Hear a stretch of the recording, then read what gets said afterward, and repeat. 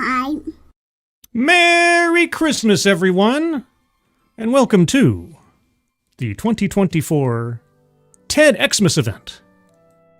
Turn up the music here just a smidge. I don't know if you can hear that. Hope you can. But yes, welcome to December 25th, 2024 TEDxmas. But otherwise, Merry Christmas, everyone.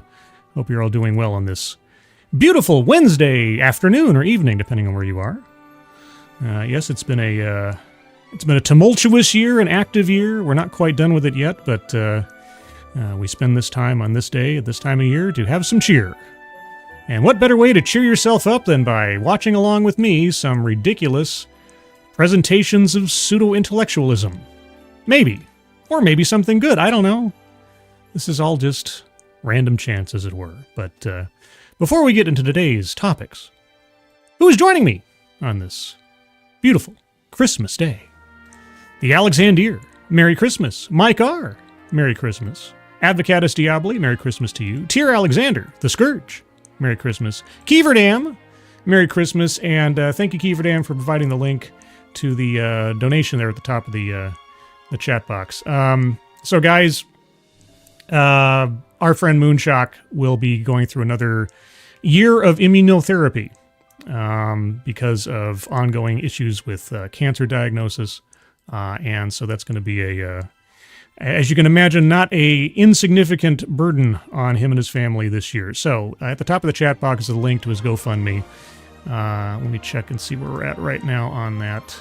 At present, it is at $3,100 raised.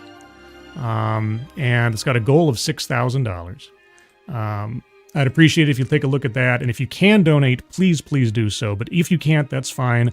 But if you can, share that out on social media, your Facebooks, your Twitters, your Instagrams, your AOL Messengers, your ICQs, your IRCs, LimeWire, Napster, Friendster, if you've still got that. LiveJournal would be good too.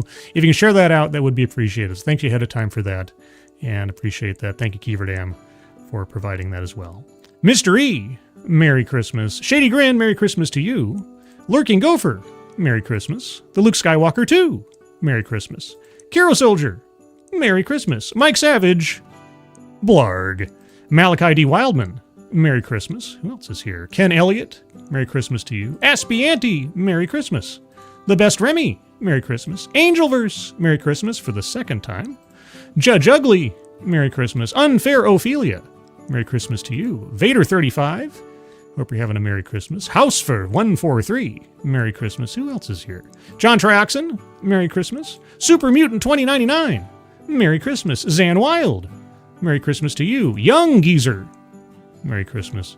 Rotten Corpse, Merry Christmas. The One Ton Hammer, Merry Christmas to you. Liesel 7, Merry Christmas. Rex, Merry Christmas. And I think that's everybody. If I missed you, if you're lurking, if you're in the future, Merry Christmas, and hope you enjoy the show. It's going to be a lengthy one. That's what he said. But was he right? We'll find out. Keeverdam, thank you so much. Oh, this is good news. I like good news. Mom is feeling better. We might still get together at her house or someplace else, maybe for New Year's Eve or before. She said that she'll see. Well, fingers crossed, and knock for Micah. Everything turns out well for the new year. And thank you, Keeverdam, very much. Everybody, be sure to, in chat, thank Keeverdam for being such a supportive den mother of the channel, taking care of me in regards to reminding me of different things and providing the links to the GoFundMes and fundraisers elsewise, and just keeping an eye on things in general. She's spent the entire year doing this, and I have nothing more I can provide than my thanks for that, and you guys should be thankful as well. I tell you to be thankful. I demand it. So tell Keeverdam thank you, because I told you to. That's right. That's right. Anyway, Peter, Merry Christmas to you. Bishop, Merry Christmas. Simon Willikins, Merry Christmas. And also, Plaid and Ammo, Merry Christmas to you. Let's see. Oh, also I got a printer so I can print out the bingo cards. Ah, yes, the bingo cards. Thank you, Keeverdam, for again reminding me. I have updated the bingo cards. I have added contradicts own point or fails to make argument. I finally made that update. So new versions of the bingo cards, links are in the description. And for today's TEDxmas event, Today's bingo card is C. C is for Christmas. That's good enough for me. So get your bingo card C's ready. We'll be using one bingo card in 3 different colors for the 3 different TEDx's I have set up here. We may have guests or guest in the future. We'll see. We'll play it by ear. Today is kind of a difficult day to schedule people's time because obviously people have family things to deal with and all that kind of thing. Not that it's a burden, necessarily. Although maybe it is. I mean, maybe you don't like your in-laws or something. I don't know. But yes, we have a cavalcade of cranial conundrums today, everyone. Yes, I picked out 3 completely goofy-sounding or curious TEDx's for us. Shall I tell you the titles, and in the order that we shall proceed in them, just for your reference?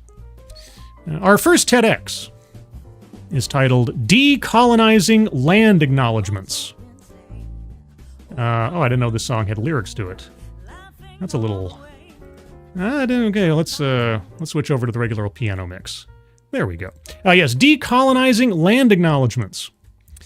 Now, when I hear the word decolonizing, I usually think of something to the effect of ridding ourselves of anyone who's white. So I'm not quite sure what decolonizing land acknowledgements is going to do because most of the people who give the land acknowledgements are self-hating white people. I guess we'll find out. Our second TEDx is simply titled, I Have to Pee. I have no other context beyond that title. So I don't know if it's going to be another complaint about the inconvenience of women's outdoor wear when having to relieve themselves, or if there's something else. I don't know. I honestly have no idea. And lastly, unless I get really inspired or my voice lasts longer than I think it will, we have what the Metaverse really means for your identity. And you might think to yourself, Scribe, why are you pulling a TEDx from like a year or 2 years ago about the Metaverse? You know, that thing that's effectively failed to launch. Oh no, friends. This talk was given in September of this year. So apparently somebody still thinks, at least at this time, the Metaverse is still a viable discussion topic. I don't know. But that is what we have lined up. So, I may have a guest either show up here directly or maybe in the chat in the near future that I'll have to send the link to. Don't know. We'll find out. But until then, it's here I go again on my own. And we're going to talk about decolonizing land acknowledgements. So get your bingo card C's ready. That C is for Christmas. That's good enough for me. Got a long haul ahead of us. It's an endurance test of your mind and your body. But we'll get through it together, I think. Anyway, let me turn down the music just a smidge. We'll see if I have to leave that on or take it off here in a minute. And so, yes, now we'll learn about decolonizing land acknowledgements. Bonjour, Anishinaabe and Dow, Jim Knutson Klodsny. Okay, I think I checked ahead of time that this is done in English. If it's not, this is going to be a very short segment. And all I said was, hello, I'm Anishinaabe. Okay. Whew, that was, I had some worries there for a second. Okay. Hello, October of 2024.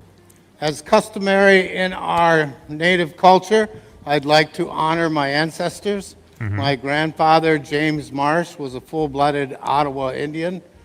Oh, are we in Canada? I thought we were in Minnesota or something for some reason. I thought it was maybe it is. I mean, Canada's not exactly far from Minnesota. So. From central Michigan. Okay. My mom, Sarah Marsh Shulky Klodsny, spent time in a Catholic boarding school on the Bad River Indian Reservation. The Bad River doesn't sound very nice. Okay. As a result, I was not raised in the native culture. Instead, I was raised white German Catholic in a small town in Jefferson, Wisconsin. You were raised white German Catholic. Well, only one of those things sort of inherently defines values and culture, I guess it depends. but I'm taking pills for that. And my talk is on land acknowledgments, but first some history. Land acknowledgments are history. Okay, and just ahead of time, of anybody who might have something relevant to say or complain about, I suppose, about when it comes to land acknowledgments, it may be our speaker, at least hereditarily speaking. But I guess most of the time, for those of you that don't know, a land acknowledgement, generally, in general terms, I should say, is something that happens at the beginning of a presentation, usually on a college campus or something, where, generally speaking, I keep saying that because it is, sort of an abstract, a white person will stop and say something to the effect, but before we begin, I'd like to acknowledge that we are currently standing on the land that belongs, or the taken land from the, and insert historical Native American tribe or culture that used to live on the land that they're on, 400 or 500 years ago or something, and they just rattle off for a second because it's a penance that you have to give. Right? It's a retroactive guilt trip. And it's like, oh, well, the land that I'm standing on right now, long, long, long ago, was inhabited by these peoples or something. And therefore, I'm still going to be standing here occupying this land after I finish this statement. It's not like I'm going to actively, or at least through my own, gesture, give back the land or my taking up of said land. But I'm just going to acknowledge that it used to be theirs. It's a very bizarre sort of ritual that takes place in a lot of talks that we've looked at in the past, panel discussions and so on. So I'm curious to know what our speaker, at least by the title, means by decolonizing land acknowledgments. But before I move on from there, let's also recognize that he did give us a childhood or family anecdote in talking about his ancestors and his family. So I'm circling that on the board. Also circling free space. Going to go over the board one time for you guys so you know what we're listening for. We're listening for diversity, equity, and or inclusion, word salad, mind reading or assumes motives, a list, marginalized or marginalization, patriarchy, contradicts own point or fails to make argument, feminism, attempt to coin new buzzword or buzz phrase, systemic or institutional, anecdote that probably never happened, white supremacy, leaves out vital context, weightless example or non sequitur, sales pitch for product or service, privilege, collectivizes own demographic, self-vilification or wretchedness, economic disparity, benevolent condescension, plays victim, deceptive statistics, and microaggressions or unconscious bias. So far on the board, at least clearly so far, free space and childhood or family anecdote. So with that, let's continue. A lot of history. Growing up in the 60s, I was naive to the comments and actions of racism towards me and didn't fully understand their meaning until reflecting back on those situations. I could completely believe it, given the time and the space. I found myself not Indian enough to fit comfortably in Native communities, and not white enough to avoid the teasing and bullying of being part Indian. I've always enjoyed going to school, which led to a 44-year career in higher education. Okay, and just as a note for those of you that don't know, I do have to occasionally pause regardless of what's going on because YouTube. But all right, so this is not a situation where I disbelieve this man. I could believe entirely that given the circumstances he grew up in, it was a push-pull relationship with trying to find a place where you fit in. So far, I don't see anything that I would circle on the card for, at least not yet. And working with tribes in Wisconsin, Minnesota, and Montana. Now, I can't speak for the Anishinaabe Nation. Oh, okay, well, he's avoided collectivize his own demographic so far with that statement. However, I feel that there's a but coming. The Dakota Nation, or even my grandfather's tribe. But My words are my own opinions and lessons I have learned from tribal elders and educators, and from years of working and serving in American Indian communities. Okay, fair enough. I credit where credit is due, not acting as an avatar for others who are not present, all right? Now, no one can possibly know all 636 tribes located in the United States, but if we consider the number of overall cultures in the United States at 800, 600 of those would be American Indian. I don't know if that is true. How many cultures there are in America, like identifiable? If I'm without something to say otherwise, okay. Let's say there's 800 of them and 600 are Native American. Okay. The diversity of American Indian nations is large, with over 254 different languages, customs, and traditions. Diversity. Circling diversity, equity, and/or inclusion over there on the board. There are many differences between the nations, as well as similarities, especially in the same experience of colonization. Okay.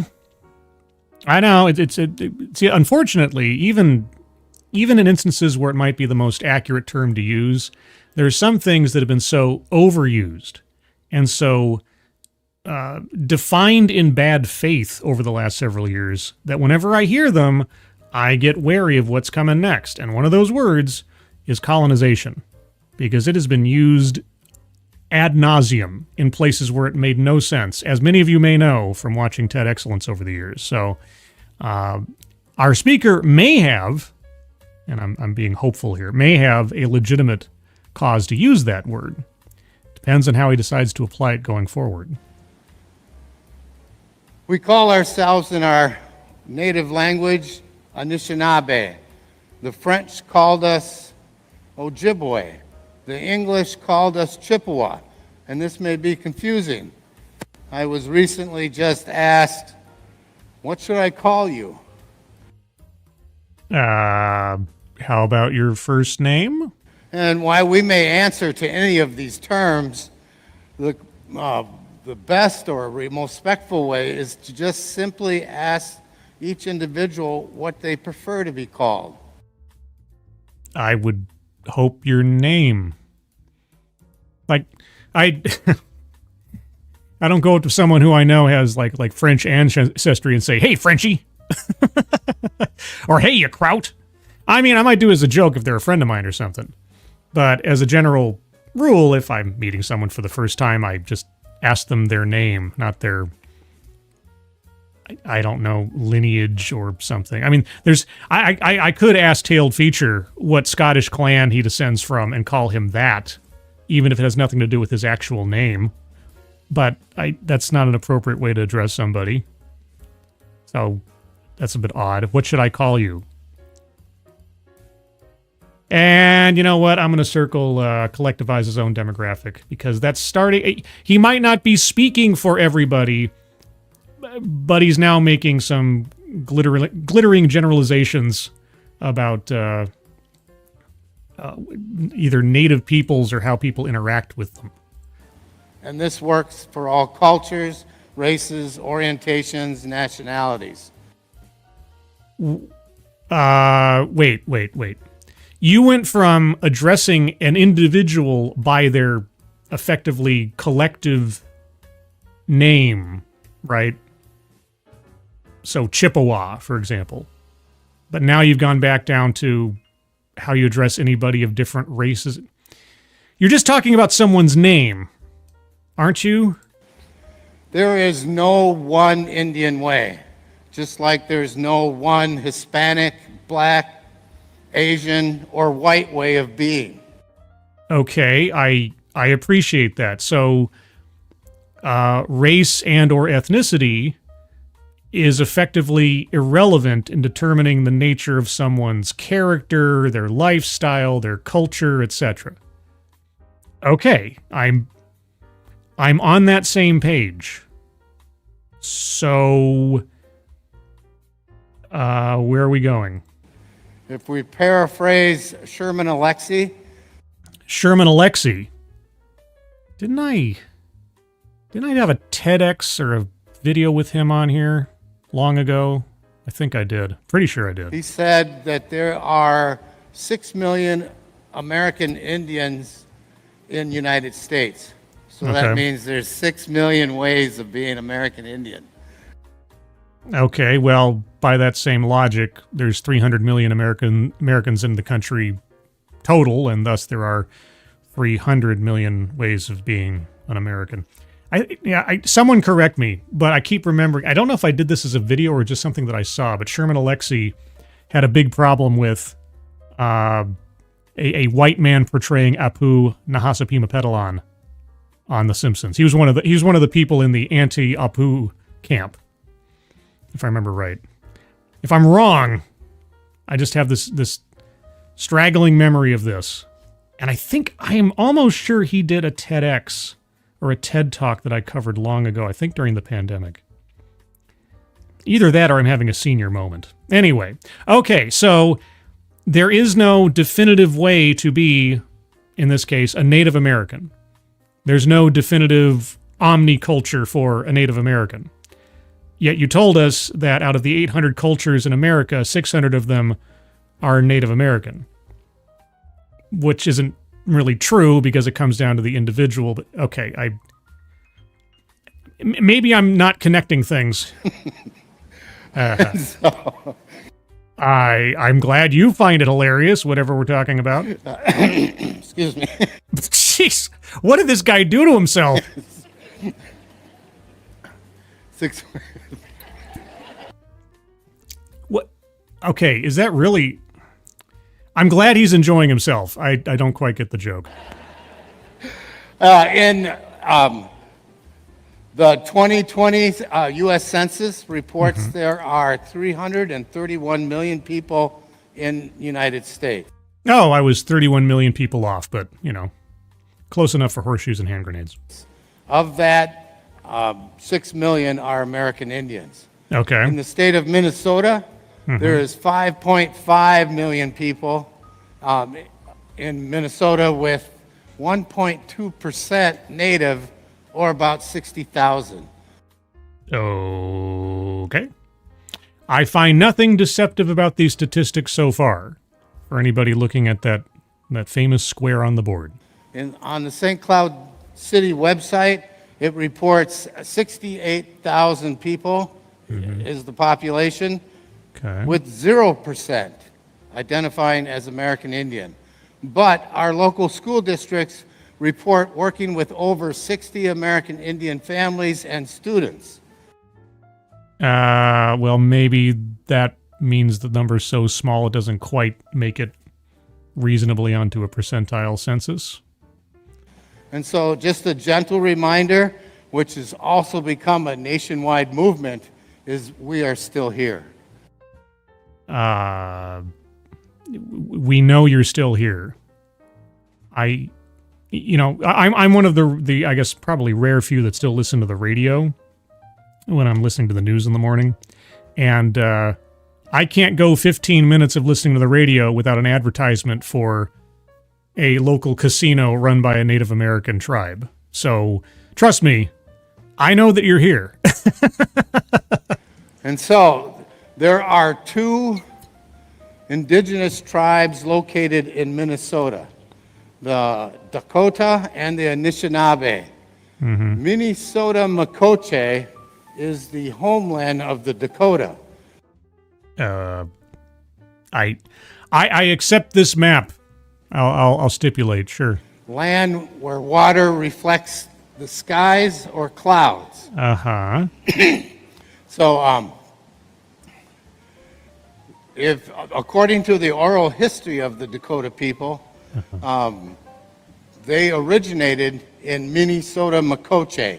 Mini means water, soda means clear but not perfectly so, and Makoche means place, land, or country.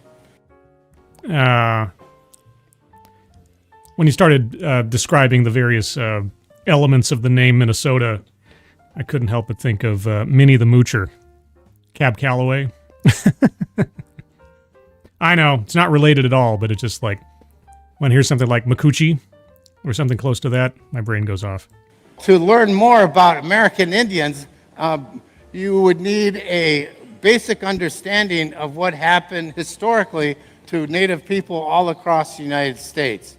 Terrible things done both from colonizing Europeans and Native Americans to themselves. Don't forget, Native Americans, they did some pretty terrible things to each other long before, the Europeans ever got here. As well as what has happened in your backyard. Mm-hmm. So the Minnesota Territory was established in 1849 with 5,000 settlers advancing on 31,000 Indians. Okay. And I'm guessing that they did quite a lot of damage because they're probably coming in with guns and such, which the natives did not possess or did not have much of, right? This westward expansion was driven by the concept, the doctrine of discovery, which drove most native people from their homelands and forced them onto reservations. This decree from the Pope in 1493 gave permission to Europeans permission to conquer and to justify Christian European explorers' claims on waterways and lands they had allegedly discovered. This was the way of thinking and operating some 600 odd years ago now. Okay. So if we fast forward and look at the two Minnesota... Actually, 500 and change. Let me revise myself. I'm an English major, not a math major. Nations in Minnesota, we have two Indian nations in Minnesota, and to understand the current nations, you will need a knowledge of treaty history and understand the concept of sovereignty. So basically, I have to have a bank of knowledge that even a professional scholar would probably need, but I don't have it here right now during the course of this TEDx talk, so I'll just have to take your summarized word for it. I'm pretty sure there's a lot more nuance going on here, because even, and I mean this with all respect, even Shadowclaw says he is missing some vital history lessons here, Scribe. I know. Again, we have to assess it as he presents it. So let's see where he's going with this. I'm still waiting to hear, at least from the promise of the title, how we're going to decolonize land acknowledgments. As far as I can tell, aside from the small opening he gave regarding his ancestors, and a little bit describing something of the history of Minnesota, he hasn't actually talked about the ritual of land acknowledgments in the modern day. He's got less than half of his talk left, so... Sovereignty is something we always had, recognized by the Founding Fathers, and it's a government-to-government relationship between the U.S. government and tribal nations. Yes, because there's a lot of things that can and do happen in tribal areas that wouldn't happen in non-tribal areas, and there's a separation between the laws practiced and what you can and can't do versus, like, especially, gambling, unfortunately, because I don't really see gambling as that great of a look in the grand scheme of things, but yes, gambling as an industry is almost, at least where I'm from, completely dominated by the tribes because of the, agreements and laws and so on. So, yeah, I get it. Now back to land acknowledgments. Yes, please. I've been waiting 7 some odd minutes for this. Some of you may have been at an event where land acknowledgement has been shared. Oh, boy, howdy. At an event? I don't know. Of course, every one of my streams is an event of its own. But yes, no, I have listened to many a presentation that started off with a land acknowledgement. A land acknowledgement is a formal statement that recognizes and respects indigenous people as traditional stewards of the land. I don't know if respect is the word. maybe propitiation, begging for forgiveness, or more appropriately, virtue signaling. And the enduring relationship that exists between indigenous people and their traditional territories. Traditional territory. Yeah, see, this is the thing. There's tradition, and then there's reality. To recognize the land is an expression of gratitude and appreciation of whose land you reside on. Okay, possession is 9/10 of the law. It's not to dismiss the terrible things that have been done to Native Americans over time, but what happened to the Native Americans in the grand scheme of human history has been repeated over and over and over and over again by every nation on the planet over the eons. And what would, I mean, I might as well do a land acknowledgement to the Tyrannosaurus Rex or something. It would mean just as much, I think, in the grand scheme of things. And it's also a way of honoring the indigenous people who have been living and working on the land since time immemorial. I hate to tell you this. It's none of those things. It is a self-imposed virtue signaling guilt trip.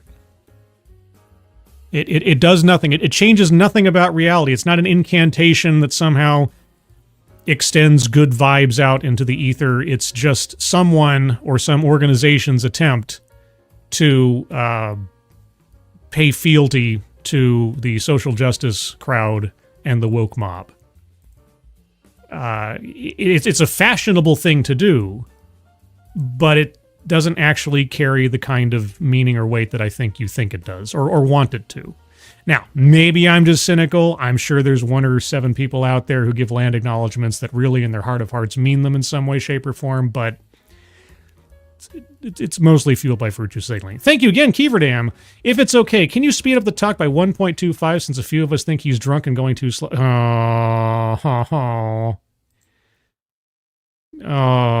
He's not going any slower than the full time frame of the talk. And he's only got like 5 minutes left. No, not even that. Actually, this says I can't do math. I can't do math right now. Let's see. He's about 8 minutes in to a 13-minute talk. Yeah, he's got about 5 minutes left. I know. He's not making this an exciting talk. I'm not going to blame him for it. You know, this is a TEDx kind of thing. The part of the point is you have oftentimes, not always, but oftentimes non-professionals giving talks about what they're passionate about and so on. So I get it, but I don't want to miss what he has to say, and I just want to make sure I absorb it all. Don't worry, guys. We'll get there. We'll get there. We've been through this before. Maybe not this one in particular, but we'll get there. It's important for you to understand the long-standing history of this land and your place in that history. My place in the history of this land goes back to 1979, and it's not even this land. Like, I'm not even on the land now that I was born on. My place in... Okay, well, you've got 5 minutes to tell me my place. Well, I'm not in Minnesota either, so I don't know. Okay, tell me. But land acknowledgements do not exist in past tense or a historical context. They are explicitly about historical context in saying everyone here at this event needs to feel guilty for the fact that they're sitting on land that was stolen from people. Now, most land acknowledgements say something to the effect of, we need to acknowledge that we are currently standing on the occupied, annexed land of XYZ PDQ tribe and so on and so forth. Because that is at least ostensibly a historical fact and a historical shame that is supposed to be carried forward. What do you mean? Colonialism is a current ongoing process. Colonialism... Okay. Native tribes practiced colonialism before the Europeans even got here. If one tribe conquered another tribe and took their land, took their women, took everything that they had, they were colonists. I don't know what to tell you. This is not something that was created yesterday. It's not something exclusive to white Europeans. It's exclusive to humankind in general. Or if you want to get really abstract, to any species that overtakes the resources of another in some way, shape, or form. So, what? And we need to be reminded of our part. By just saying you are living or working on indigenous land is like rubbing salt into the old wound of colonialism. So there's a correct way to do a land acknowledgement. Well, I've heard various styles. So, what is the correct way to acknowledge land? Most statements in land acknowledgements fail to mention the ongoing trauma of land dispossession. The ongoing trauma of land dispossession.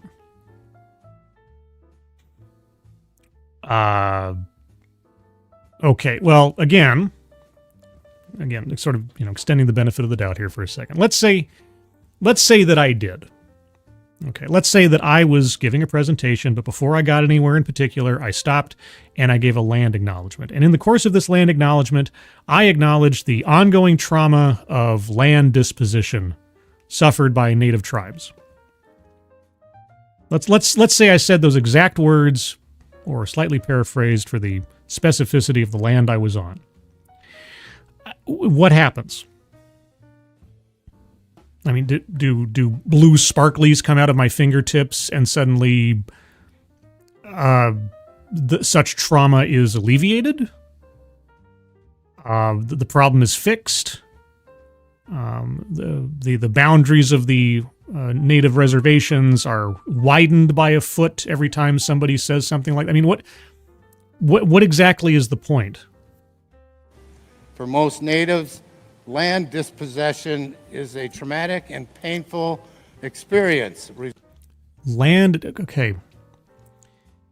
The land you're talking about has been occupied by people other than native peoples for a couple hundred years now. Who today is experiencing land dispossession in that fashion? Resulting in death, dispossession, Wait. and displacement of countless individuals, as well as much collective suffering. Okay, displacement. Okay, there's certainly not enough time. What do you mean? And give me some examples. And again, I'm not talking about what happened in the past. There are a multitude of sins that you could rightly point to that happened 100, 200 years ago or something. Or even within the last, let's say, 70 years, especially in Canada, with what their schooling habits with Native Americans and so on, other things. I'm sure that what are you talking about? Like right now, what does a land acknowledgement do right now to alleviate anything? Even if it was the most perfect land acknowledgement ever, even if all the right words were said, what is that supposed to do? How is that supposed to alleviate or remunerate current or past harms? When I share the land acknowledgement, it states, we acknowledge both the Dakota and the Anishinaabes' painful history of genocide and their forced removal from the territory. They don't exist anymore? Wait. Okay. Again, that does what?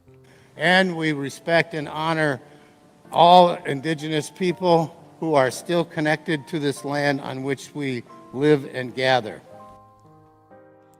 I don't know. I don't know. This is very cynical of me. I don't know that there's something honorable about perpetually seeing certain peoples as forever victims. It's one of those things that's like, okay, I can acknowledge the history of terribleness that happened, and I can acknowledge things that are uneven now. But when I look at somebody and either I'm told or discover that they come from a particular tribe or Native American or something, am I supposed to feel sorry immediately for this person, not knowing anything else about them? What is the purpose of a land acknowledgement? If our speaker is not there to hear it, but it happens, what does that do for him? So, some land acknowledgments are blanket statements of empty activism. You are absolutely correct, and I just edit that from the word some to all, unless you can tell me about a special land acknowledgement that alters reality. Symbolic gestures that don't contribute to change. Yes, virtue signaling. Okay, what kind of land acknowledgements contribute to change? Just like saying you support women's rights, but don't promote equal pay, ring hollow. Okay, I'm circling feminism on the board, because even without the word, that is effectively what that is. I'm just checking the board here real quick.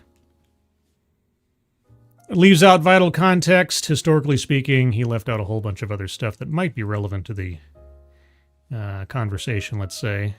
Marginalization is implied in the cultural listing and the population and the people going to school that don't show up on the census. But I didn't find anything deceptive inherently about the statistics yet, so I'll leave that there. Also, I got an itchy intention to circle benevolent condescension, because okay, well, let's wait and see what he says about what a good land acknowledgement might be, if he has one. So too does a land acknowledgement without action. Okay. Please tell us what action should proceed after a good land acknowledgement that would cause change of some kind. So hopefully the reading of a land acknowledgement leads to a commitment of action.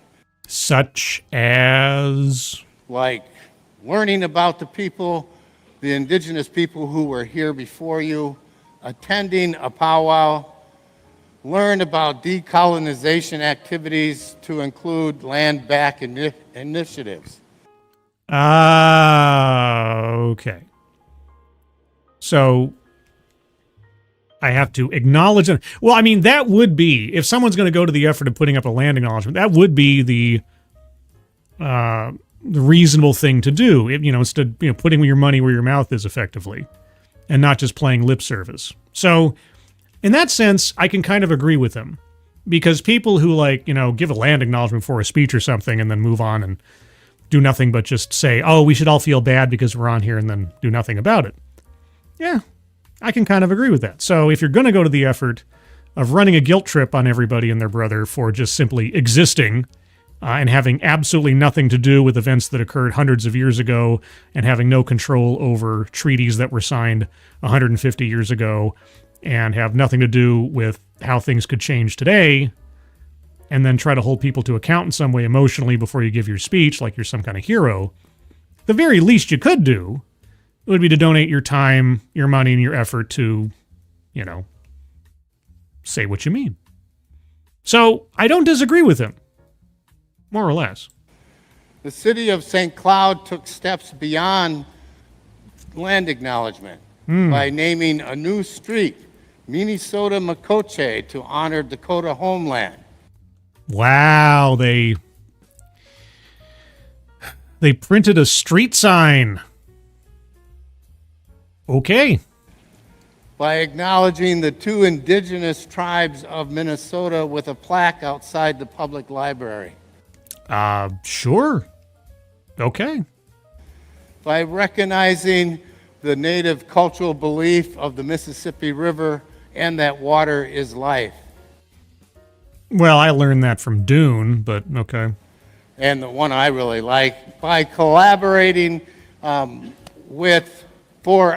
by collaborating on an all-Indian, well, it's a citywide all-Indian graduation ceremony hosted by the mayor and where graduates left their handprints on the teepee outside. Wait, so a public school had a ethnicity-specific graduation ceremony? If I'm hearing that correctly, okay, not cool. But setting that question aside, how is any of this any more productive than a land acknowledgement? How is any of this not simply just glorified performative activism? So recently, I changed my land acknowledgement to land back acknowledgement. Oh, okay. Well, tries to coin new buzzword or buzz phrase. Land, because that really is the core of this, right? I mean, none of this means anything if there's not some kind of reparation being sought for. And if we're talking about a land acknowledgement, the only reasonable reparation is the returning of land. So, how's that going for you? To support the Indian organizations that are working towards land back initiatives. I'd love to know what the prospects are for land back initiatives. Governments and universities are returning land back to Native communities. Oh, really? Okay. Recently, the U.S. government returned 11,000 acres back to the Leech Lake Band of Ojibwe. The state of Minnesota returned the Upper Sioux Agency State Park back to the Upper Sioux Dakota community. Okay, fair enough. The University of Minnesota returned thousands of forest acres in Cloquet, Minnesota, back to the Fond du Lac tribe. Oh. If it was in their power to do so and they had the ability to turn over said land, then great. Okay. You're not going to see me arguing with it. It's like, well, you know, fine.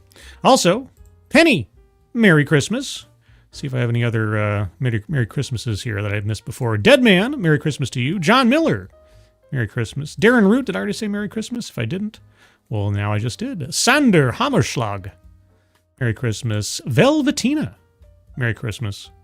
And JB, Merry Christmas. Empress, New Mexico. I'm assuming the NM means New Mexico. If it doesn't, my apologies. You can correct me. I'm fine with that. Divine Pestilence, Merry Christmas. And I'm scrolling up. Can't go too far here.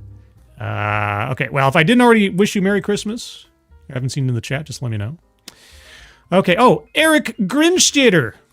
Grinstatter? Grinstatter. Someday I'll get it right. Merry Christmas, Eric. Hope you're doing good. All right, we're almost done with this one, but okay, so the American government and several institutions have actively given back land that they had possession of back to the native tribes. Okay? Fine. So I feel to heal and to move forward, we need, or maybe we need to embrace the Dakota value of Otakaway Miwasan, which means we are all related. No, except we're not all related, right? Because the land is exclusively for your tribes. If we were all related, we would just get rid of reservations and we'd all live together as one big happy family, right? But you don't want that. You want land exclusively set aside for, and I know it's not just your personal tribe or heritage or something, but you want land set aside for one particular ethnicity of inhabitants of America. Right? I mean, that's what this whole thing is about. We're not sharing the land. Some land needs to be set aside for explicitly certain persons. I mean, you desire some act of segregation, right? We are all relatives connected to each other. Except when it comes to land boundaries, apparently. We have a relationship with all human beings and all things seen and unseen. Unless you cross our tribal property line. And this relationship extends to the land and everything that exists on the land in the air and in the water. Unless you're the wrong bloodline, I guess. To be human is also a value reflected in both Anishinaabe and Dakota. Yeah, but it's not a common denominator. It's tempered by considerations beyond simply being human, isn't it? Culture. And I feel it's very respectful to all if we remember and acknowledge our joint history and we work together to live as humans. I have no joint history with Native Americans. Not in the sense that you're talking about. I mean, except for the history that I've lived and inhabiting the same country, planet, whatever, with all human beings. Okay. As such, I honor all of you. Do you, though? You kind of think some of us don't belong on your lawn. Our relatedness. Except that if you don't have the right bloodline, you don't deserve to be on certain parcels of land in this country. And the land on which we reside, Miigwech. Okay, well, there you go. Wasn't sure where that one was going. I guess it ended up pretty much where I thought it might, in a way. But, let's go to the bingo card. Remember, this is bingo card C. Oh, I gotta shrink this one quite a bit, don't I? Oh my gosh. Oh my gosh. Let me, shrink this down a smidge. Is that enough? That's about enough. All right, remember, bingo card C. Links are in the description. Remember, this is an updated bingo card, only slightly. I'll get to that momentarily, and here is what I have right now. Okay, so remember, we're going to go over the card once for this talk in one color, and we'll change up the colors of circles for the subsequent talks. So far, we have on the board diversity, equity, and inclusion, marginalized, marginalization, feminism, attempt to coin new buzzword or buzz phrase, free space, childhood or family anecdote, leaves out vital context, and collectivizes own demographic. So, let's move on. Word salad. No, I didn't get to a point where I thought, I mean, I understand that his speed and the enthusiasm with which he presented things and paused here and there was a little bit stilting overall, but I don't count that against someone necessarily. I didn't really hear any word salad stuff. I understood everything he was saying. It was disjointed here and there. That might count, but I'll wait for any arguments otherwise. Mind reading or assumes motives. Well, he was assessing the value of people's declarations about land acknowledgements based on whether or not they took, quote-unquote, further action. So, do you really mean it? He might not have been wrong in saying so, but it was also an assumption. A list. Did he give us a list? Well, he did give us a list of instances of land return from various universities and the government. So examples of something being fulfilled that he was wanting to have happen. So I'll give him that one. Let's see. Patriarchy. No, he didn't really bring up men controlling everything or anything. Contradicts own point or argument, fails to make argument. Yeah.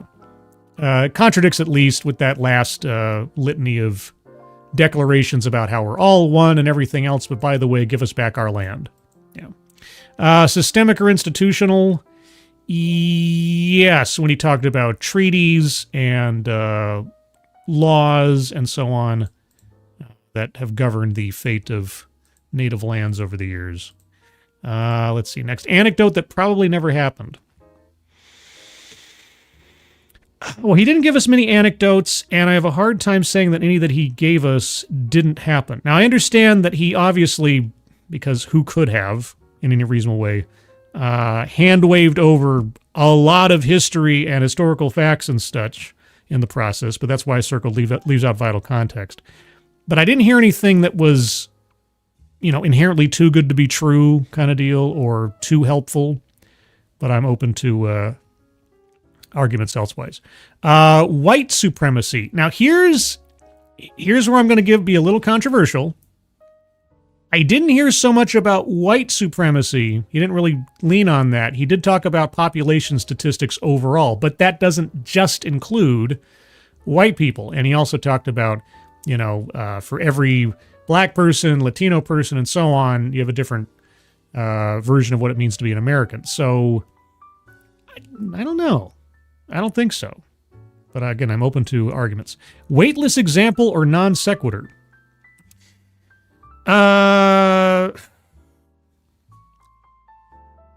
Well, I guess I would have to say that the population statistics of Minnesota, when it comes to native peoples, has absolutely nothing to do with an argument for land return. Unless you can say something like, there's not enough room for this percentage of people, and just on a sort of logistical area, we need more territory for native peoples. So I don't really understand why he brought up the percentages if he's talking about historical events. The historical events are true regardless of how many people are left over. So if his ultimate goal is to make a land return argument. Sales pitch for product or service?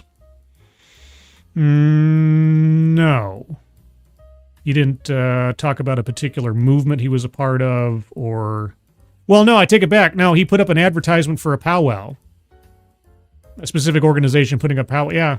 Yeah, no, attend this thing, go here, etc. Yeah, okay. Take it back. There was an actual advertisement in the talk. Privilege. I bet there's an argument in there somewhere, but I'll leave it for you guys. Self-vilification or wretchedness?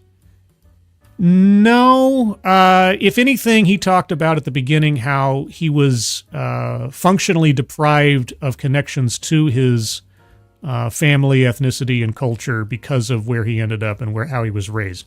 I don't see that as necessarily being played victim, though, because that wasn't him like making something up for the sake of sympathy per se. That's just a matter of fact. But I certainly didn't hear anything in there that was self-vilification, as far as I know. Economic disparity, didn't hear anything that I recall. Benevolent condescension.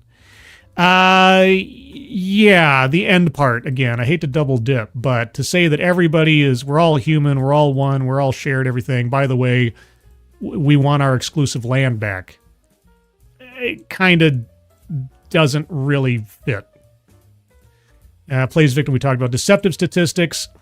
I know it's a bingo square. I didn't hear anything in the statistics that were deceptive in and of themselves. I'm open to arguments. And lastly, microaggressions or unconscious bias. Well, he talked about the racism and bullying he experienced as a kid, but I could see that actually happening. Microaggressions or unconscious bias are sort of a kind of a false claim of victimhood in a way, and I don't see that as necessarily being the case in his situation. So, we are on the verge of several bingos, but not quite there yet. I'm open to your arguments for this one. If you have an argument for a square to be circled, put it in the chat now. Be sure to tag me in your comment. I see it easier that way. And if I've missed it along the way, please just repost it. Also, a couple more Merry Christmases here. Bridget. Merry Christmas to you. And anybody else I see? Okay. Advocatus Diaboli. Scribely. He talked about how when he was younger, he missed the hidden racism directed at him. I'd call that microaggression. I thought he didn't understand it. Not that he missed it. Like he didn't have context for it, given his age and lack of knowledge. That's how I took that. I didn't take it as a microaggression. I took it as him not really comprehending what was being said to him because he didn't really understand it. So I don't know if that goes into microaggression territory. Zanwild, he wasn't white enough for the white kids and not Indian enough for the native. Okay, but again, here's the thing, guys. The key word here is plays victim. Okay, the scenario he described, and of course we only have that information to go off of, doesn't sound outside the realm of reason, given the era in which he grew up and the situation that he was in, being a minority in a overly populated with, white people territory that he was in Minnesota.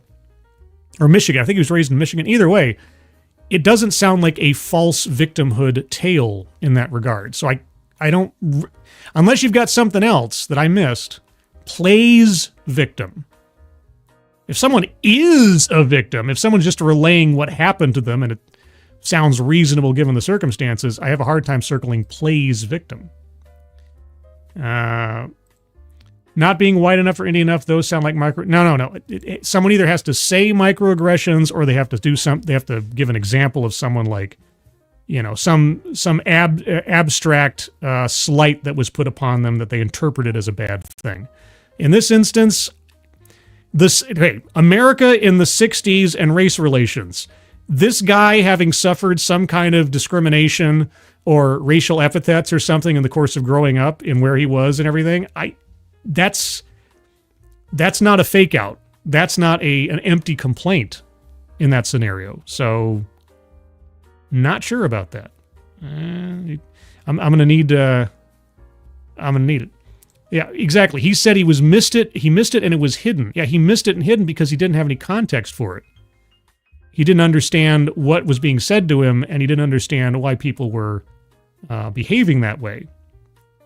That's how I took it. Not a microaggression in the sense that he was saying, people would look at me sideways on the bus and I knew that they were this, that, and the other.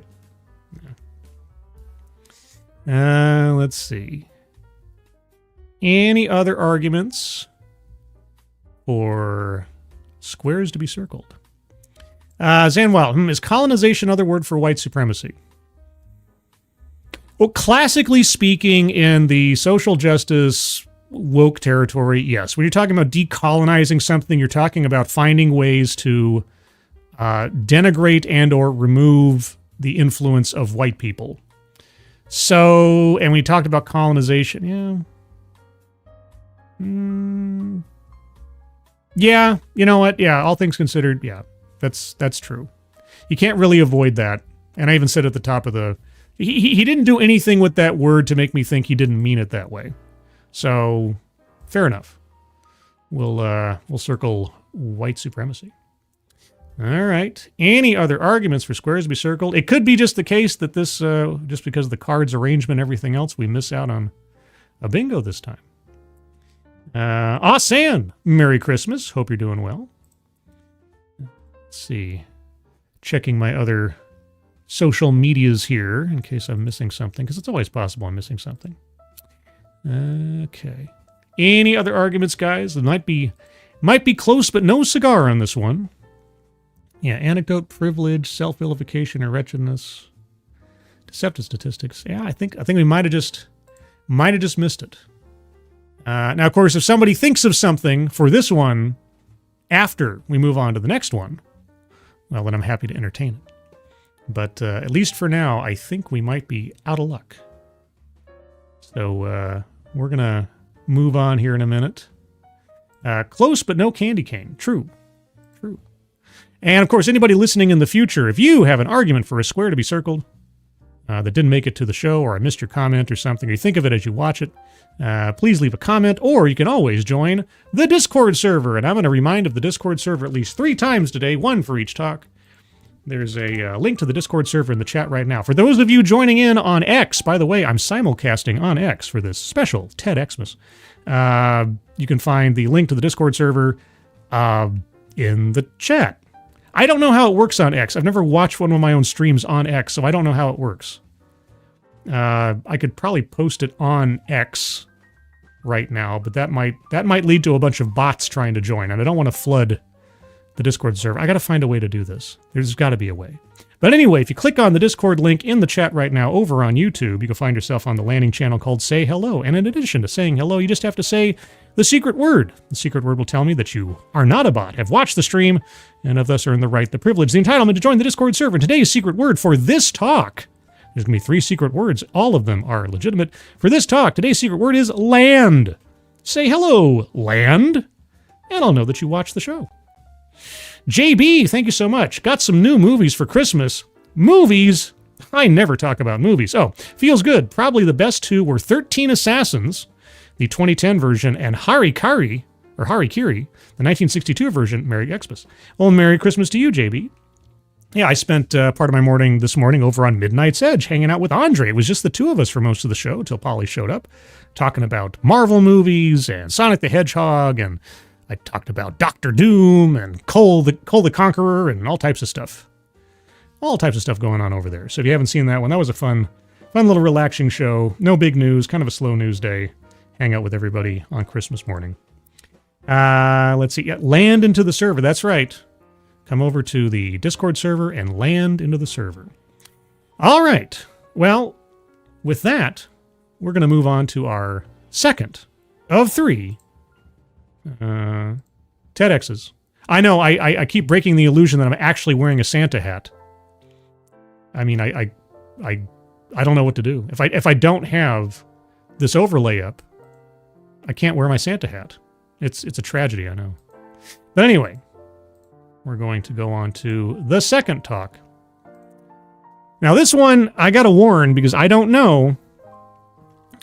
This one might not be appropriate for family consumption, as it were. Because the title of this talk is, I Have to Pee. Now, I do not know the context of this. I have no idea of the subject matter. I honestly, this is the mystery box of the trio today. And I thought I'd put it in the middle because if it's really bleh, I didn't want to close out the show with it. So I guess we'll find out together. So TEDx presents I Have to Pee. I have to pee. Well, okay, show's over.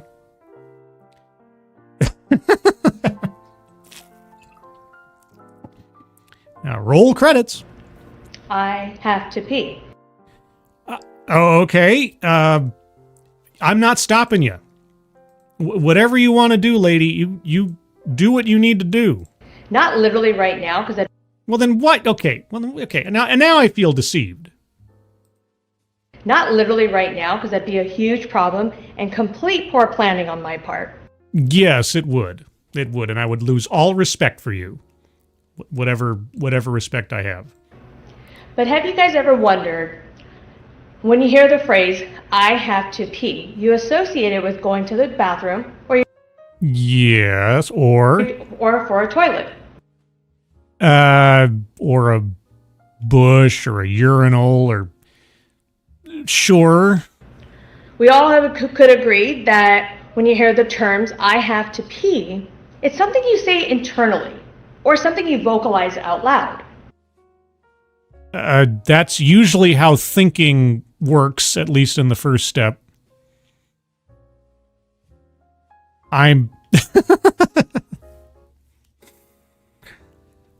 Okay, this is the J.J. Abrams element of the entire show, guys. This is the mystery box. Where is this going? We all can agree when somebody does the potty dance, little kids are going around, that is when somebody super duper duper has to pee. Yes, thank you for explaining that very common pantomime to us. And we all sing the dance, we all know it, we all have done that, and we all have our own version for it. It's a Not really as an adult, but okay. universal sign of having to go to the bathroom. Uh-huh. And lastly, would you guys all agree that using the bathroom is an essential part of our daily routine? Oh no. Oh no. Is this... I'm trying to think ahead of time as to where this is going. Is this going to be a gendered bathroom argument, or is this going to be a women's restroom equality argument or something? Also, Merry Christmas, toot sweet. Okay, I'm going to take a moment here. Where do you guys think this is going? Get some predictions here. I mean, most of you are veterans to this series. You've been around the TEDx block a few times. Where do you think this is going? What do you think the gist of the argument is going to be? Kieverdam says, I could get behind that, though. We need more toilets. Okay, well, maybe so. I do not live in the world of women and women's restrooms. Peter says, nowhere good. Cataclaw thinks this is going to be a gender argument. Luke Skywalker 2, 100% gender equality on bathrooms. Okay. Abcast Deeply says trans bathrooms. Okay. Yeah, that's running the gamut. I mean, I'm happy to be surprised, but I think it's going to be one or more of those. Let's find out. So, a needle pulling thread. First thing, when a normal, typical person has to use the restroom. A normal, typical person. That sounds more like a psychological diagnosis. Now that I've been talking about it, I'm pretty sure somebody in this audience right now has to use the restroom. Sure. The first thing you guys are going to do, right, is go look for a bathroom. If I'm in a building, yes. You might go into the restroom. You might judge it. Is it clean? Is it not clean? If it's not to your standards, you probably walk out and go find something else. I mean, for the sake of needing to relieve myself, my standards are pretty low, but then I am a man. So when we look for a bathroom, you come in. But you know what? There's something very specific that ladies do that men don't. Bear children? And the thing is, I will not step foot into a men's bathroom because they're fully disgusting. And I don't know what's wrong with that. Yeah, because, I'm sure women's bathrooms are just spick and span. So back to us ladies. When we go into the bathroom, it's like choosing a door. All right?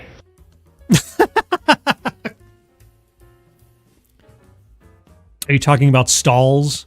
Okay, I'm going to circle feminism on the board with my secondary color here. I'm using orange for talk number 2, and also circling free space because, of course I would. Why wouldn't I? Even if she hasn't used the word yet, that's the general gist I'm getting from this so far, so we'll take that in stride. Okay. It's like the Price is Right game, but it's the bathroom edition. No, it's not. There's only one door. Are you talking about stalls? You're talking about stalls, right? The bathroom edition. What's behind door number 1? What's behind door number 2? Door number 2. Yeah, because, men never have to inspect or look underneath stalls or stuff when they go to a men's restroom either. Because humans that excrete in bathroom stalls, it's not a similar process from one gender to the next, is it? What's behind door number 3? And guess what? We all win the same thing. A toilet, if we're lucky, toilet paper. Depending on your state, toilet seat covers, and a door for privacy. I can't recall a time that I went to a restroom that had stalls where the stalls did not have doors. I'm sure they exist out there somewhere, maybe in the military or something, but I don't, if you're lucky. Okay. But what if I told you today that my talk here tonight, it's about creating an idea? Please tell me that you have a product to sell. I would love it if this was a sales pitch for something. Some caddy or something you take with you into a public restroom, some, sanitizer or something. Creating a new movement.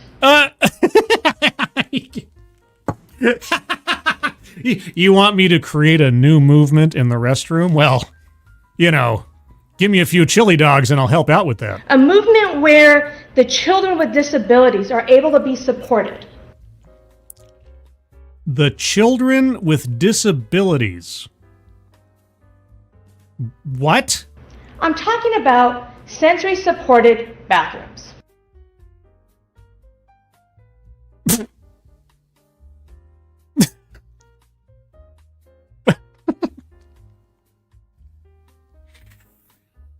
Okay. All right.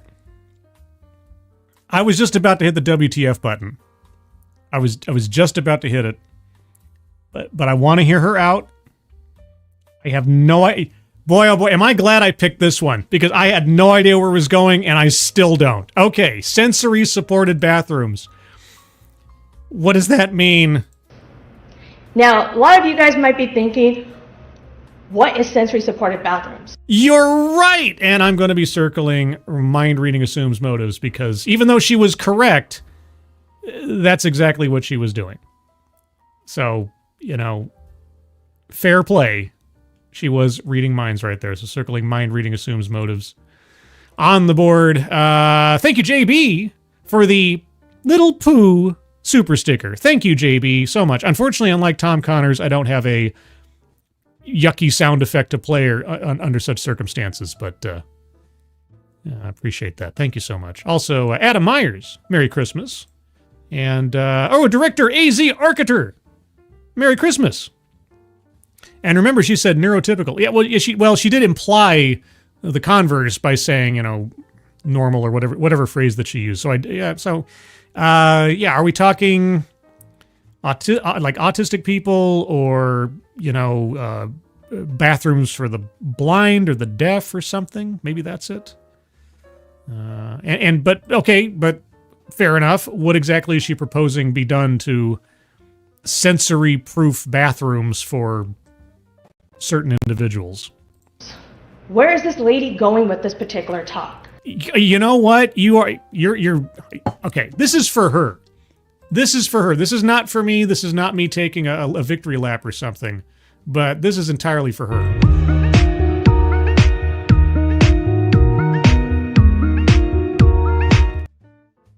At least she was self-aware enough to know where the questions would be going, what direction they'd be headed. So good on her. Okay, well, now that you're on the same page as me, or vice versa, where are you going with this?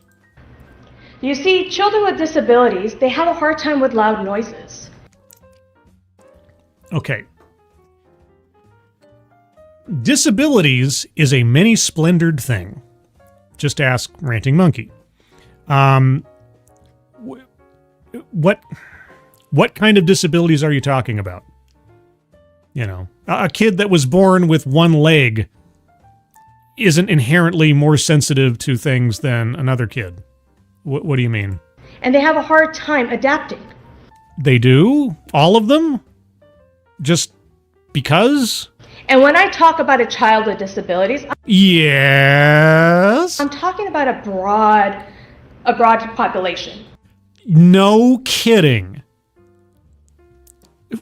What? Okay, I think Director Arcater has the right of it. We're probably talking about, to put it in still broad but slightly more specific terms, probably talking about autistic children, right? ADHD. Autism. Okay. Cerebral palsy. Okay. Down syndrome. Okay. Cancer patients. Wait, okay, and this one I don't know. Someone in the chat's gonna have to tell me. I haven't heard this one. Cancer patients are more sensitive to sound? Just as a matter of course? Or as a side effect of therapy or something? Also, Secret Vampire Heiress, Merry Christmas. TC, Merry Christmas. Merry Christmas. Okay, ADHD, maybe? People with autism, depends. I mean, autism runs its own gamut of effects and conditions and such. Cancer patients? Really? Down syndrome. Yeah, Down syndrome, perhaps so. Cancer patients, diabetics. Wait. Okay, somebody in the chat is really going to need... Yeah, Kiverdam is absolutely right. Kiverdam is absolutely right. That was a list. If nothing else, that was a list, and she was counting them off her fingers. So yeah, circling list on the card for sure. But somebody in the chat's going to need to tell me about this one. Okay, well, a couple, in fact. Okay, ADHD, maybe. Autism, I could believe it. Down syndrome, maybe I honestly, and I'm being sincere, I am not an expert on Down syndrome effects or anything else, but loud noises are inherently a problem, or just noises in general. I don't know. But cancer patients and people with diabetes? How does diabetes affect someone's hearing sensitive? I suppose it could, but does it? Also, Professor R2, Merry Christmas. Merry Chrysler. Merry Christmas. Merry Crisis. Peter says, keep it down. I've got the beatus. Exactly. Has anyone ever heard? Okay, again, if someone in the chat, either from their own experience or from a family member, if you know for a fact that being a cancer patient or having diabetes can in some way, shape, or form make you oversensitive to sound, let me know. Abdicatus says, Scribe, I can see the stress caused on you by cancer and treatment straining your nerves and the loud noise being the last straw. I guess. Yeah, I could imagine some collateral effects of certain things that could happen. Luke Skywalker 2. I can totally see certain cancers affecting noise sensitivity and other cancers doing nothing to noise. Like I say, I don't know. I don't know. But okay. All right. Setting this conundrum aside for a moment, and only for a moment, what is she going to recommend be done to soundproof restrooms for the, I don't know, orally sensitive? And I said orally, not orally. There's a difference. It's a very, very important difference. And normally, when you, as a normal, typical person, when you guys have to look for a bathroom, you guys are going to the bathroom, you wash your hands, and then it's all like back to business. Yes. No debate there. Right? Oh, sorry. She's asking the audience for affirmation. And so consequently. Right. And one more time for the right. whole. Yeah. So Chink says right, you say right, everybody's right. But when a child with disability does that, it might look a little different than what you guys are normally used to. Okay. In what way? It looks a little bit, when a child says it, and remember that I'm going to be talking about my son. Oh, okay. Childhood or family anecdote, circling that one on the board. So we've got a, and I'm not faulting her for it. We have a protective and concerned mother. Okay, all right. And what about your son? Rohan Bendale. Mm-hmm. He is severely autistic mm-hmm. and has a hard time communicating. Okay. So, again, I'm going to ask, and I'm going to keep asking, I have a feeling, what would you propose be done to safe sound restrooms for your child? So, sometimes when these children, especially with autism, some of them may or may not be vocal. Okay, if you're just talking about children or let's just say people with autism, why not just say that? Why'd you bring up cancer patients, people with diabetes, Down syndrome, ADHD? What? Okay. So they use a communication board, or they might express in a different way that they have to pee. Now we're back to communication?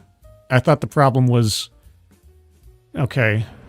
Now, I'm a mother of not only one, not only two, not only three of children with disabilities. You guys, my house is really stressful.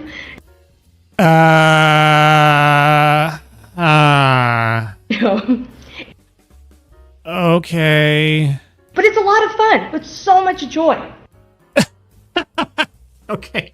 I'm not laughing at her, sorry. Just someone claiming joy has become kind of a punchline, unfortunately, in the last year, if you know what I mean.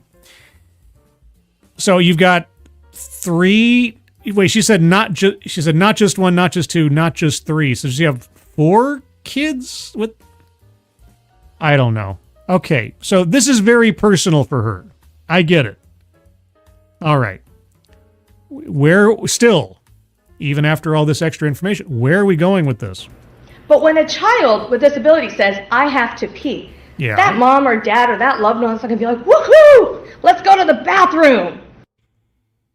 I mean, I suppose not, unless they're German or something. Oh man, all the Germans in the chat are getting mad at me now. It's more like going to be like, really? Right now? Welcome to the wonderful world of having multiple children, I suppose. I just put everything away, or we just got to this event. Welcome to being an adult. What does this have to do with soundproofing restrooms or children communicating their needs?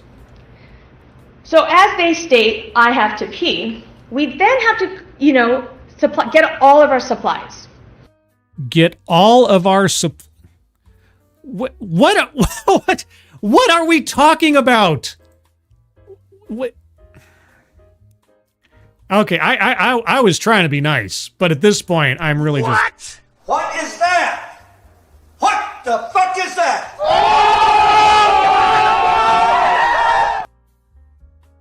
First, we're talking about the cleanliness of restrooms for women. Then we're talking about the noise issues for quote-unquote children with disabilities. Now we're talking about communication from children with disabilities that they have to go relieve themselves. Now we're talking about the overabundance of supplies necessary for a child that has said, I need to go to the bathroom. What are we doing here? And Advocatus asks a very, very relevant question. Are those catheters? What is that up there in the corner? And I'm asking sincerely. I don't know. I am not medically device inclined. Here, let me just for the sake of clarity, because I try to be clear about things. Let me get this for a different second and put this. So what is that up in the corner? What the heck is that? That looks... I don't know what that looks like. I have no idea. But anyway, yeah. All right, you over-prepare having 4 kids with, as you call them, disabilities, or 3 or 4 kids. And on this particular slide, I might be missing 1 or 2, but this is about an average of how much supplies I take into the restroom. This is an average of the supplies you take into the restroom. So if you go to the mall with your children, you've got a gigantic backpack full of 3 changes of clothes. Okay, admittedly, I have not been the parent to 3 or 4 children with special needs before that I'm taking care of all at once by myself, apparently. So maybe this is average. I don't know. Someone in the chat will have to tell me otherwise. But this looks like someone planning for a trip to, their parents in New Mexico or something, not just an average outing. But then I don't know. I suppose if I had a small brood that I had to take care of all the time, maybe I would need all this stuff. And whatever the tubes and such are at the top of the... Did anybody... Hold on. Sorry. Somebody in the chat already answered this. Catheter. It is a catheter? Really? Oh, why? Also, Merry Christmas, Jim Healis. What a time for you to show up. Also, Shiro Amada. Merry Christmas. So instead of bringing earplugs, everyone company needs to sound... I guess. I don't even know if we're going to return to that now. I mean, like I say, we started out with gender inequality in bathrooms or something, and then we went on to soundproofing bathrooms, and now I don't know what we are right now. I don't know. Okay, so she carries around a couple of catheters. Extra shoes. I mean, apparently she needs to have, just backup footwear and jeans and t-shirts and who knows. I mean, if the kids spill food all over themselves or or something. Also a plastic bag full of tchotchkes or something. I don't know. Then, just like everybody else, we look for the bathroom. Yeah, and they're, depending on where you are, they're usually very clearly marked.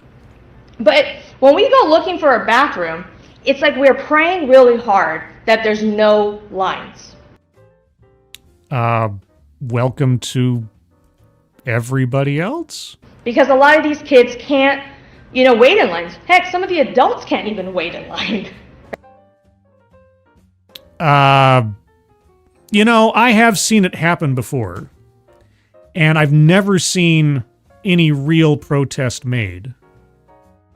Where I have seen a woman go into the men's restroom with their minor child because there was a line in the other bathroom or something else, or it was locked or whatever, and it was just a necessary emergency. I have been present for such things, and without anybody saying anything, I immediately understood what the situation was, and I didn't protest. It may be awkward, but when it comes to taking care of small children, most people are reasonable enough to not create a fuss. So, but I don't know. I don't know where we're going with this. Right? And then as they're waiting in line, it's like they're going to start hearing this, what we call a tornado. What? And a lot of you are probably wondering, a tornado? Really, where is this lady really going with this? You are absolutely right. What are you even talking about at this point? And a tornado sounds just like the hand dryer. Okay, so you want to get rid of hand dryers for the sake of your kids? It's very loud, and it's really triggering for a lot of these kids. And your solution is? And this is even before we get into the bathroom. Okay, over on the card, I'm circling plays victim. I'm also going to be circling word salad because we have gone left, right, center, upside down, and sideways on subject matter here so far. I'm circling weightless example and non sequitur because we've changed subject so many times in this thing that at least one of them, I'm pretty sure, is not going to be fulfilled by the end of this. Yeah. I'm trying to see if anything else. Marginal Muslims in patriarchy. It's not really patriarchy. I mean, her complaining about men's bathrooms being terrible or anything, but it's coming close. Okay, so anyway, oh, wait a second. It's senior staff reporter and chief Florida correspondent Colleen Bernier. Every day is a yay with Colleen Bernier. Especially Merry Christmas, Colleen Bernier. Hope you're doing well. Also, Just Paul. Merry Christmas, Just Paul. My partner has no bladder and no anus, and she doesn't need half this shit this bitch mentioned. Jesus.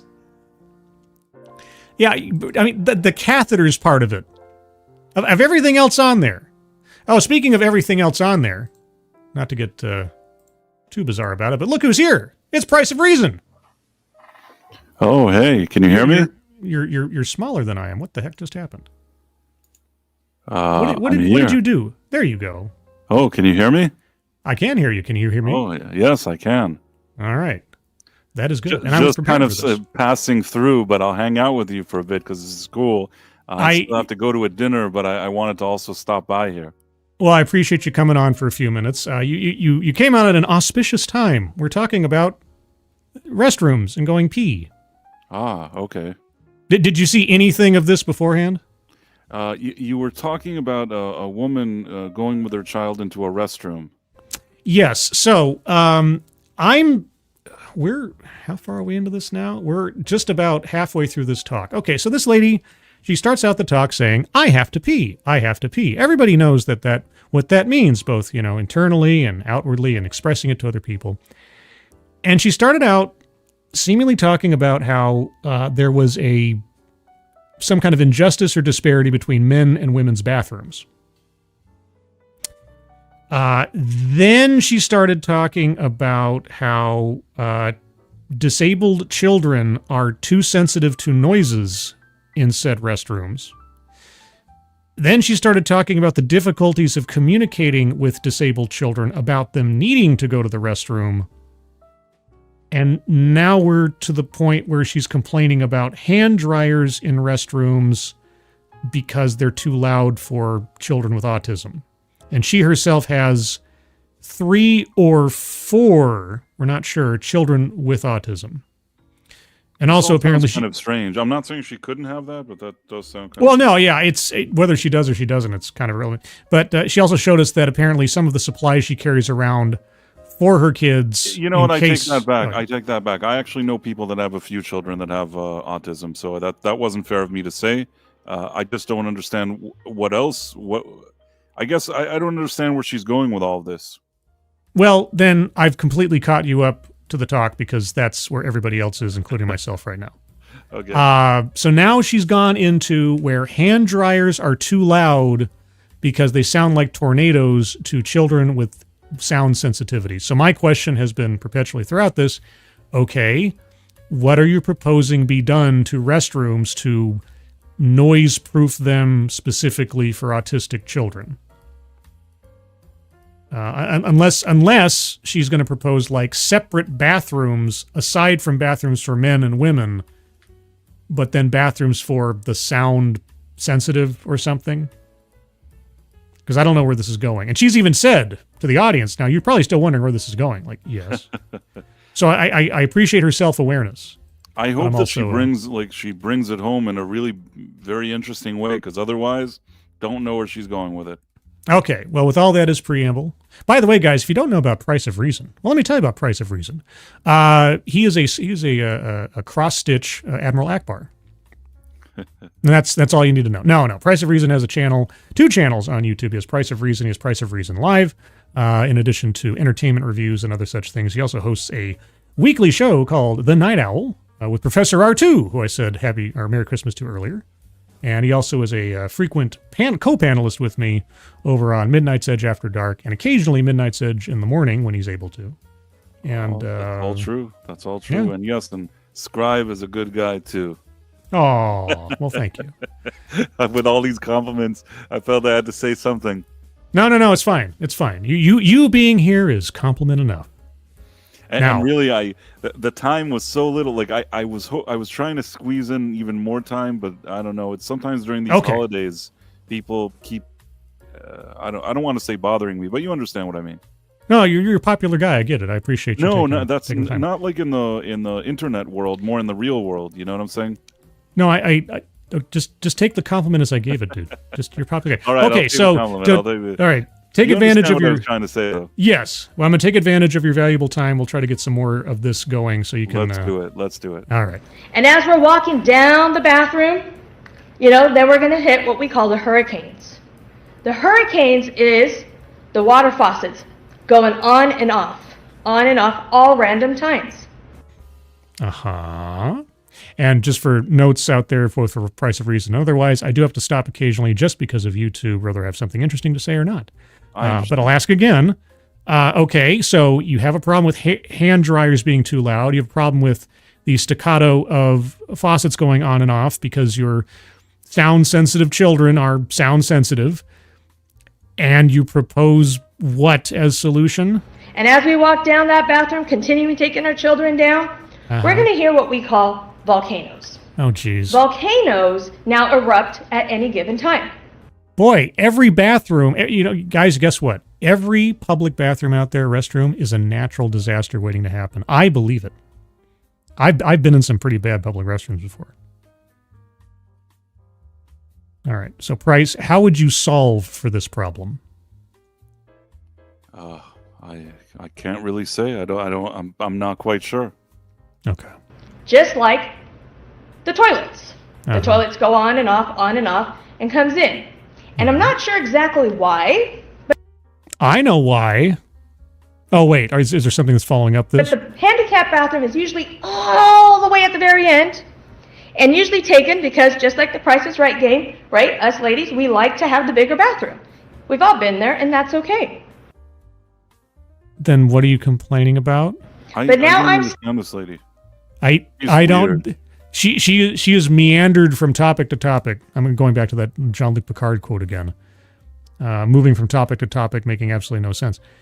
But we at least settled, generally speaking, on noise volume in restrooms against children with hearing sensitivity. That I understand. That's the one continuous thing. So, what is she trying to say about the bathroom with the disabled people? I don't get what her point is either.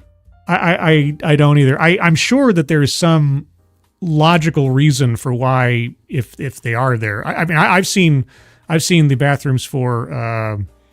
I think they put the bathroom for disabled or wheelchair users at the end because it's less likely that someone will have already taken that one up if they're going down the line and using the restroom, so that the likelihood is that will be open more often than not for someone that needs it, rather than someone just walking into the bathroom and taking the first one available. That's my guess, but there might be something more. Now say Random American comes in and answers it. It is for the support from the wall. There you go. They have to put that bar in there so someone can be maneuver themselves, and they have a sturdy load-bearing element for someone having to adjust themselves off their wheelchair. There you go. That makes perfect sense. And but of course our lady here doesn't seem to understand that. But okay. Yes. Standing with my son in what we call like a triple storm. You have a different word for everything going on here. Okay, you're standing there with your son in a triple storm. Did I already circle attempt to coin new buzzword buzz phrase? I'm gonna circle attempt to coin new buzzword buzz phrase on the bingo card because if nothing else, she's given everything its own little nickname. And yeah. So let's see. Have you ever seen my bingo card before? No, can't say that I did. Well, here, let me this is just the one I'm using today. So we already had one talk, and I used one color for that one. We didn't get any bingos on that one, but this is where we're at right now with this one. We did have word salad. Yes, I already circled word salad. So yeah, and then the big circle is for we had a WTF moment where she said something so ridiculous I had to play my little what the fuck stinger, and that means you circle the whole card. So yeah, we just had attempt to coin new buzzword buzz phrase at a list earlier. So we're getting close. If she says something about privilege or something that can be easily recognized thereof, we'll be set for a bingo. So let me get back to it and see. Maybe it'll happen before you have to leave. And do let me know when give me a high sign when you have to take off. Okay. Hearing the ball. Go ahead. I'll give you a heads up. Okay. Like a triple storm. Hearing the volcanoes go off, hearing the hurricanes, hearing those noises. And the thing is that we're also not anticipating the scent of smell.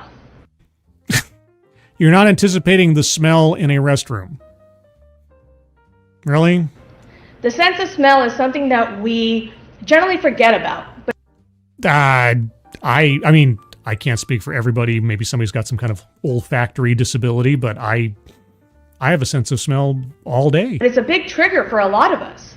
And when we're in the bathrooms, it's like what comes out of our mouths, what comes down from underneath, and everything in between. And sometimes even the sprays and the colognes that people put in as they're leaving. What? I'm going to say it again. What are you proposing be done? These are all unavoidable elements of simply existing in the world.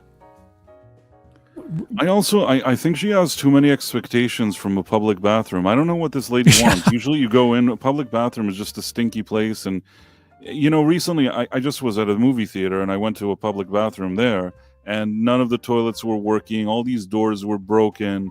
It was all just a mess. And what can you do? And I wasn't surprised. I wasn't thinking, oh, I can't believe this public bathroom looks like this. Right, exactly. So what she's expecting it to be like Buckingham Palace? What's her point? That's, I guess, what I'm saying. Yeah, welcome to the wonderful world of TEDx, but this one in particular. And this is we haven't even gotten into the stall yet. Oh my God. Now, we finally are in the stall. Uh-huh. And now now the battle begins. Now the battle begins. Oh, it wasn't the storms that you had to go through, the volcanoes, the hurricanes.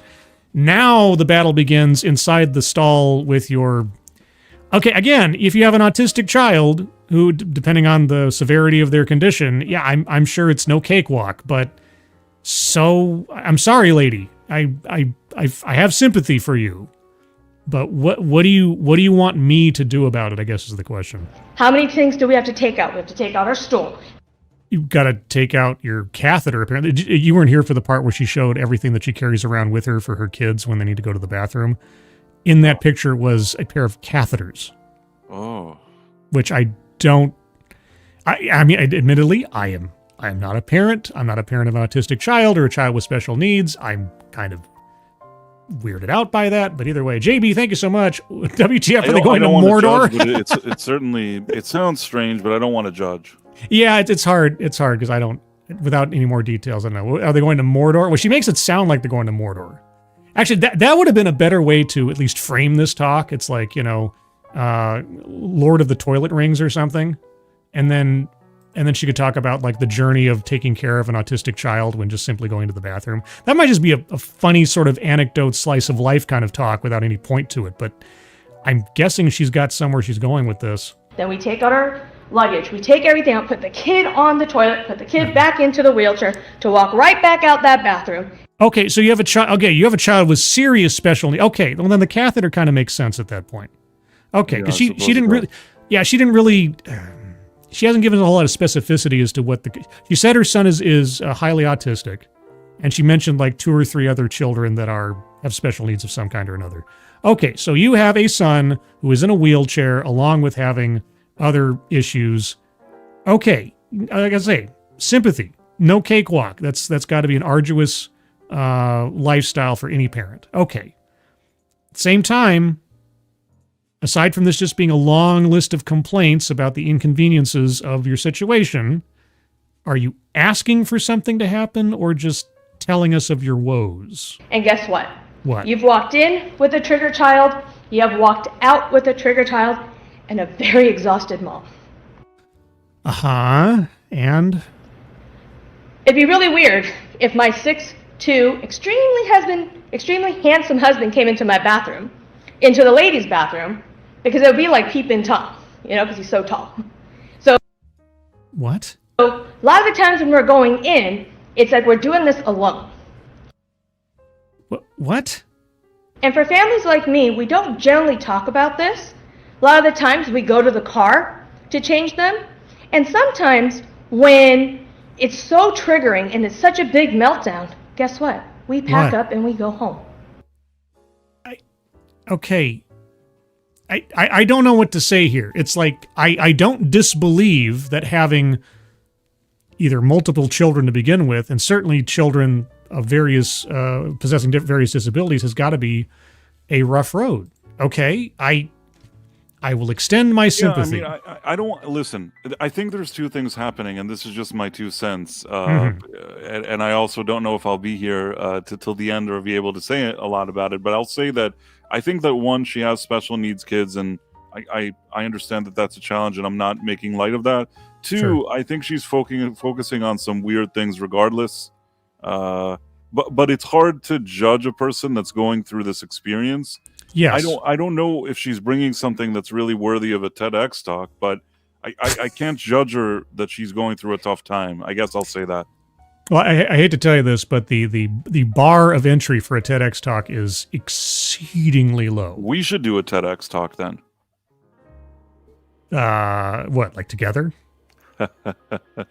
I don't know. Did they let 2 people do it, or just one by one? I'll do the Price of Reason TEDx talk. I'll have to send you a link. I actually created my own TEDx talk many years ago. It's a fake talk in the sense that it's not me really on a stage at a TEDx event, but it's effectively the same thing. I'll have to play that for you sometime. You might enjoy that.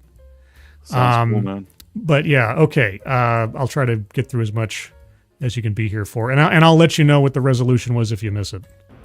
Cool. So, my argument for you today. Oh, finally. And this is what happens to me every single time I go to the bathroom with my son, Rohan. He smiles at you? Oh. Now, some of you might be thinking, well, what about the headphones? What about the silence canceling headphones? I hadn't even considered that, but yeah, why not? Well, guess what? A chicken butt. A lot of these kids don't like them on their face, and sometimes they throw it in areas that I don't want to touch. Okay, so no sound canceling headphones. All right, so then what? And we're wasting money on, we're wasting a lot of money on that. Okay. And a lot of the times it's easier for us just to go home because it's familiar. I have the support. And imagine, I'm only doing this with one of my child. Imagine I have to take all three into the restroom. I don't want to have to imagine that, but okay, let's say we have to. What are you suggesting be done? It's a lot more silent struggles than we think. Silent struggle. So my argument here today Yes. is something unique. Okay, please tell me that it is some kind of bathroom caddy or something that you have available on your Etsy account. It's about making a movement. Yes, you talked about that earlier. Let's make a movement in the bathroom for... About giving the support for that percentage of children that do have disabilities. How? It's about having some other stuff. Like? So, 1 in 36 children will be diagnosed with autism. Okay, that doesn't inherently mean they're going to have some convoluted special needs in the bathroom, but okay, for the sake of argument, fine, 1 out of 36. 1 in 36. We're looking at deceptive statistics here on the board, maybe. It's a large number. Sort of. According to the CDC, 1% of the entire world's population has already been diagnosed with autism. Well, let's also keep in mind that the strictures for what counts as a diagnosis of autism has changed dramatically over the last 10 or 15 years. I have seen people diagnosed with autism that I have a hard time believing they really have some kind of disability.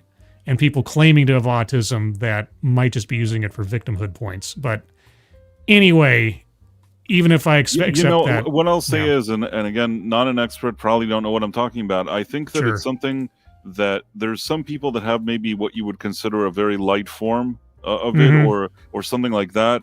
And I don't know if the term is thrown around too much these days or maybe applied to too many people. There are people that maybe are just eccentric or have a different kind of way of communicating or just kind of weird. And maybe you could put them on some kind of spectrum, but it doesn't mean that they're the same as the children that she has. Yeah, it seemed to me, and again, this is just my perspective, in the about mid 2010s or so, that word went around a lot as people used it to gain victim points or to feel special or to make it was a very Tumblr kind of thing to use, which kind of diluted the entire enormity of the issue. So I think that's where I'm coming from, is I saw a lot of people using it as a victimhood narrative kind of deal. But okay, so anyway, 1 out of 36, and 1% of the entire world's population. Yeah, no, I get it. Yes, it's a lot. That's not including the population of Down syndrome, cerebral palsy, diabetics. That number rises super, super quick. Oh yeah, by the way, diabetics and cancer patients are also particularly sensitive to sound. We're not quite sure why, but she said so. Just so you know.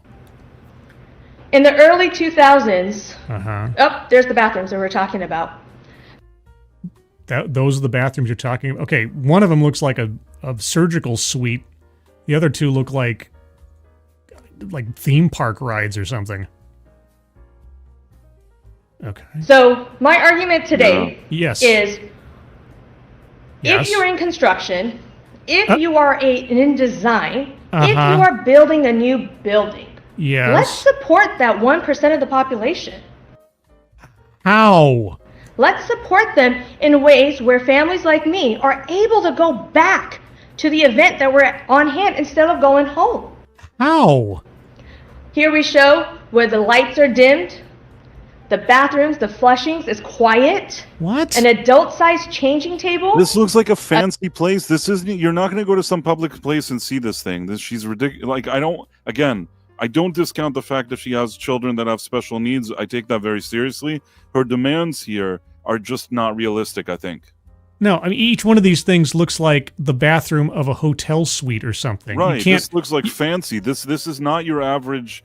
You go just to some public place and there's some bathroom. These bathrooms are not representative of that. No, and realistically, they couldn't be, because you're talking about usually places with a whole bunch of people coming through, and they have to serve the lowest common denominator with allowances under the Americans with Disability Act, access to bathroom facilities for those who have disabilities. And they try to make, again, as generic a space for that as they can, but they can't. Most places can't afford or wouldn't go to the extent of doing all this. What, is that a projector thing at the top of that one bath? What is this? This is... It's unrealistic. It's unreasonable. This entire thing is unreasonable. A stool for parents if they need to, and obviously a door so we're able to have the children in more confinement. Now, in the early 2000s, we had a really big movement. I'm sure you did. I had a really big movement last night. Sorry, I know. I'm toilet humor. I don't know about it, and I can't stop thinking about it because it's in the bathroom. Gender-neutral bathrooms. Oh, no! You're seeing this go across the nation. Airports, movie theaters, they're all moving towards this gender-neutral bathrooms. So you want to piggyback on the gender-neutral bathroom with your autistic child-safe bathroom suites? And this has only been around for 14 years. Yeah. How many? I mean, I've seen generic bathrooms before, even before that, the quote-unquote movement of the early 2000s. I don't know that I've ever seen a gender-neutral sign as she showed there in real life. No, I'm sure they exist. I don't see a gender-neutral sign. What they do is they just don't say anything. They're just like, it has a picture of a man and a woman, or it just doesn't say anything. It says bathroom, and then you go in, and it's a bathroom. Yeah. Those are especially ones that are like single ones. You know, it used to be that you go to a restaurant or you go to a place and like the single one is men and the single one is women. Now they don't say anything. You want a bathroom? Here you go. And then that's their way of resolving this thing. The part that it becomes a little more problematic is these kind of public ones. But go on. Yeah, no, I was going to say, I usually just see a sign with a single door that has the male-female symbols on it. Or I have seen before unisex restroom or something. I've seen that. It's rare, but I've seen that before. But anyway, so you want to piggyback on the movement that made gender-neutral bathrooms and now make autistic child-safe bathrooms? And it's making bold moves across the nation. Oh, very bold, yes. So here today, I'm actually trying to create a new movement. What did you have for lunch? A movement for that percentage that is rising. And to get them feeling loved, heard, and supported. Okay, sales pitch for product or service, circling that one on the card, because she is decidedly doing that as well. Now, some of you might think, well, we have family bathrooms. Yes. But do we really? Yes. They're really hard to find. We don't have your family restrooms with all the accoutrement that you need for your children specifically. But these places do the best that they can to cover as many general bases as they're able. So, oh my gosh. If we are. And sometimes at airports, there's one family bathroom, and guess what? It's like all the way on the other side. And you oh my God. Like, oh my God. Can't find it. Uh-huh. You know? Yeah. Mm-hmm. And a lot of these kids, they spend 70% of their days in schools. 70% of their... Okay, again, I don't know what it's like raising a kid with disabilities, so maybe that's true. Like I said, I feel for her on one hand, but on the other hand, her frustration is manifesting itself in a strange way that I think is unrealistic, even though there's a part of me that has empathy for what she's going through, but I can't... if I'm just taking what she's saying at face value, this is a bunch of nonsense, but go on. Yeah. I have to go, but I'm so curious. Okay, well... let her talk a little more. Okay, all right. Even school districts nationwide does not have bathrooms to support these children. So my talk today is to really emphasize getting these sensory-supported bathrooms throughout the nation. How? These things cost money, and again, it's like, it's not that she... Listen, in a perfect world, she would get what she wants, but I don't think that this is a realistic thing when you have so few people in the population. I don't know. You understand what I'm trying to... You can't... Yeah. It's a crappy thing for me to say because I do... A crappy thing? It's a situation that I don't have... I feel bad for this lady, and at the same time, it's not reasonable. Well, here's her major stumbling point, is that I think I know why she included demographics like cancer patients, diabetes, ADHD, is because ultimately, even if you just take the autistic population isolated by itself, and then you whittle it down to the population within that population who have such special needs, it is even smaller percentage of the population. And so most public facilities cannot accommodate such niche needs as that. They just can't. That's what I'm saying. I felt crappy, no pun intended, for saying that, but it's such a niche thing that it's not reasonable.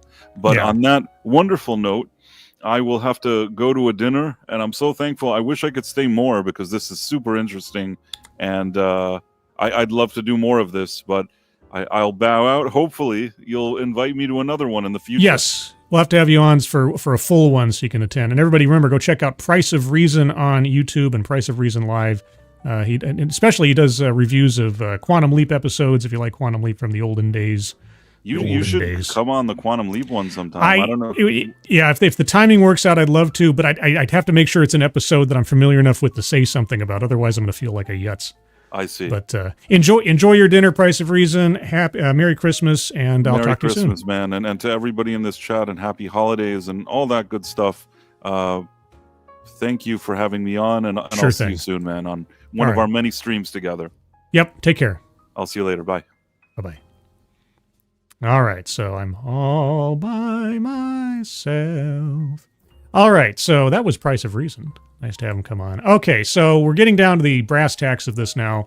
She wants specialty bathrooms installed for the percentile of the population that her family specifically falls into. It is, I think, an understandable wish, all things considered, but an unreasonable one. Here's my family. Yes. Comes in, and I understand that you guys might not be in the correct headspace right now. You guys are probably wondering, how does this work?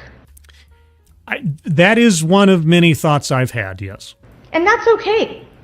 I know it's okay because I'm free to think as I will. There's nothing wrong with that. Yeah. What I'm doing today is for you to build an awareness, to understand that families like mine have a lot of these silent struggles that come with it.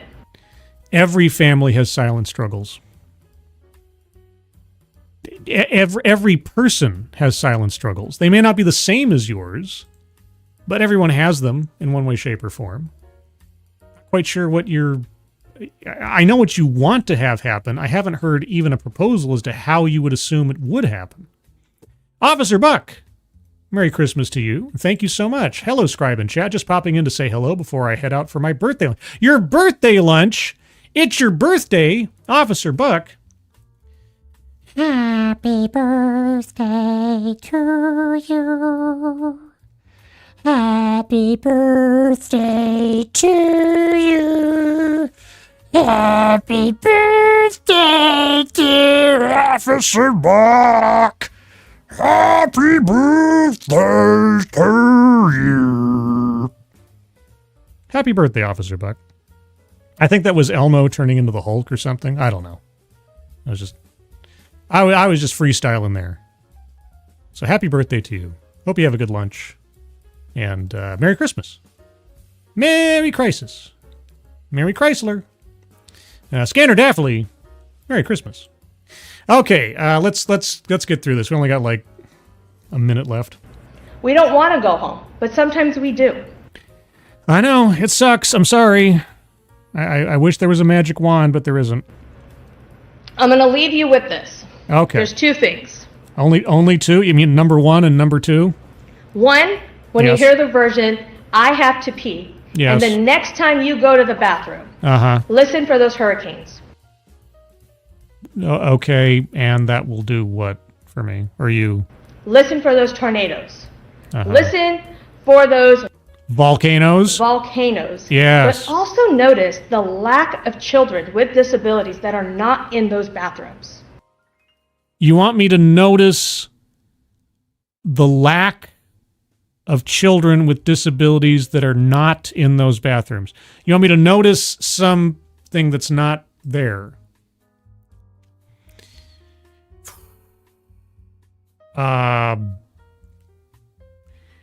Okay. Thank you, Kiro Soldier. Remember to wish Drunkle a happy birthday, Scribe. Is it Drunkle's birthday too? Wait, what? I wished him a Merry Christmas on Discord. Is it also his birthday? What? Is Drunkle here? Wait a second. Am I missing something? Hold on. Did I miss there being a Drunkle in the chat? Wait a second. Yeah, he sent me an English Christmas song, sort of.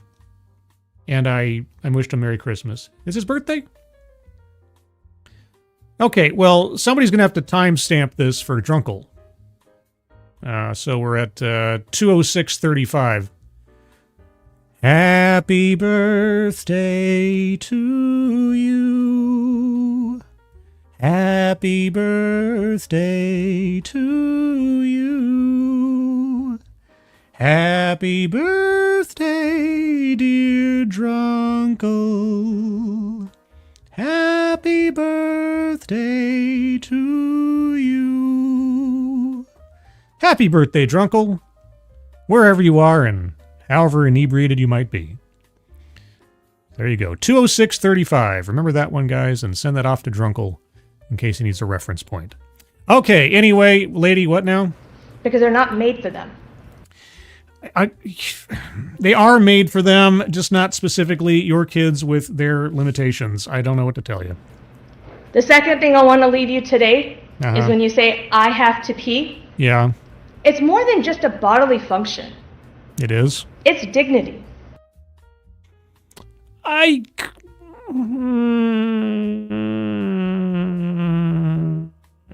It's respect.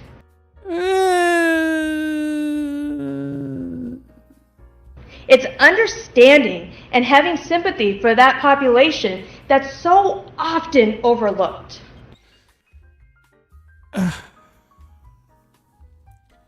You know, and Price put this just fine. I have all the sympathy in the world, you know, by imagination and extension, what kind of hardships she and her family must go through having the complications that they have. At the same time, what she's demanding is completely unreasonable.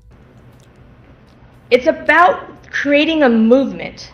Yes, you've said that several times to great humorous effect. To help these children and or adults feel included. Oh. So. Included? I mean, that's kind of like diversity, equity, and inclusion, so circling that one on the board, because why not? It's my show. For a lot of people, going to the restroom is just a normal thing to do.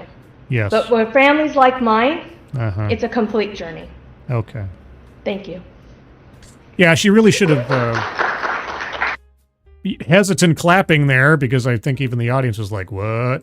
Yeah, she really should have framed this in the style of The Lord of the Rings. Something like that. That would have been that would have been more effective, I think. But anyway, let's go on back to the bingo card for this one. Make sure I got that there. Okay, so remember, we're bingo card B. We've already gone through one talk with green, and now we're on orange. So I'll go over the squares not currently circled with orange. And if you have arguments for squares to be circled afterward, just hold on to them. Marginalize marginalization. Boy, howdy. I mean, for all intents and purposes, that's what she was saying her and her family are as a result of these toilet injustices. And if you can believe it, as a consequence of that. Ooh, that's a bingo. Right? Yeah! All right, we're already one bingo up, and that's more than the previous talk had, so let's keep moving. Next, we got patriarchy. I didn't hear anything about male dominance or anything in this, so no.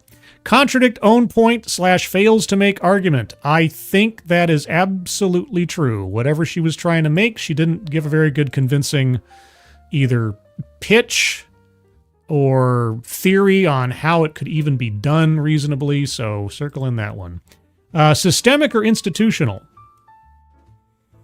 Well, yeah, she talked about this being a way of life, or this is about dignity, and she talked about, all you construction workers out there, etc. These things aren't designed for me and my family, so after a fashion, it is systemic. Anecdote that probably never happened.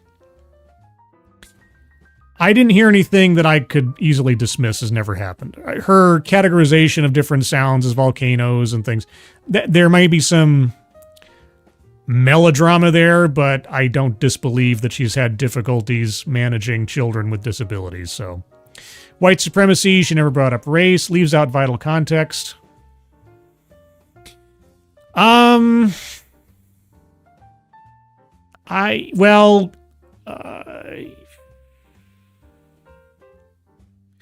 Yeah, I kind of hate to double dip, but we kept waiting for the how she expects this to be resolved.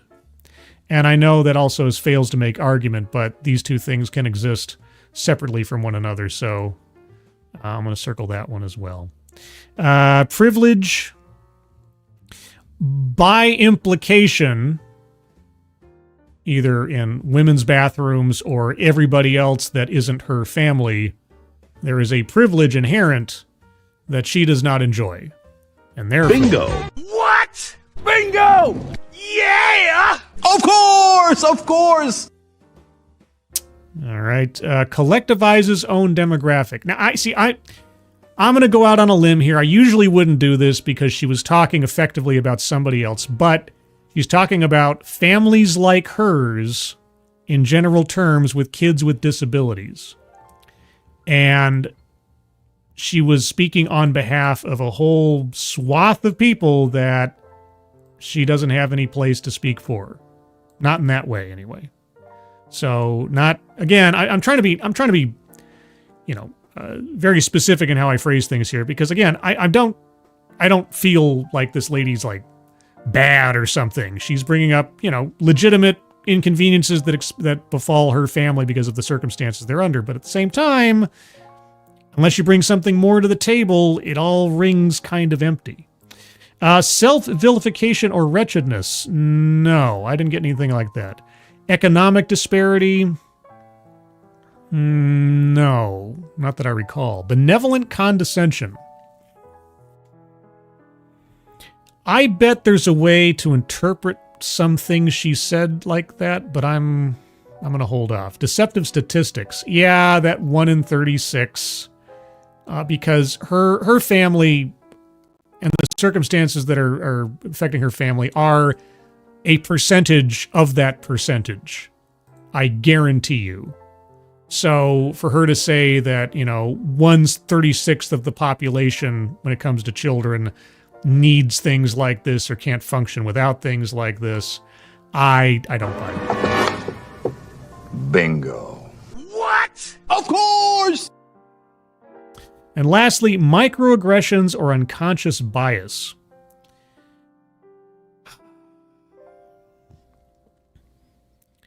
Yeah, I mean, she's basically saying that construction, like architects, designers, construction people, the movements out there are ignoring families like hers. Like even the family rooms don't take into account families like mine, so on and so forth. And so, as a result of that, I had a dog, and his name was... What? I had a dog, and his name was... Bingo! Of course! All right. Lots of bingos. All right, we have some squares yet to be circled. If you have arguments for squares to be circled, put them in the chat now, and I'll attempt to get to them. And if I've already missed your argument, please just repost it, and I'll get to them as best as I can. Peter, the words you use to describe things changes how they impact you. Are you livid or mildly annoyed? Is it all right or fantastic? Your choice of words, her choice of words is very poor.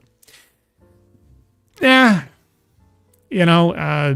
always try to extend a certain level of empathy, benefit of the doubt to anybody who gets up on a stage onto a stage and has to give a presentation before an audience, because it's something that I would have difficulty doing, and trying to articulate your thoughts in a way that gets across to the largest population of people and express yourself clearly is not an easy thing to do.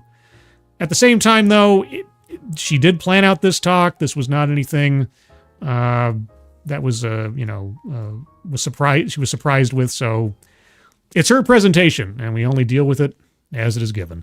Director Arcater, one can appreciate her desire to improve things for herself by having other people shape the world to be more accommodating.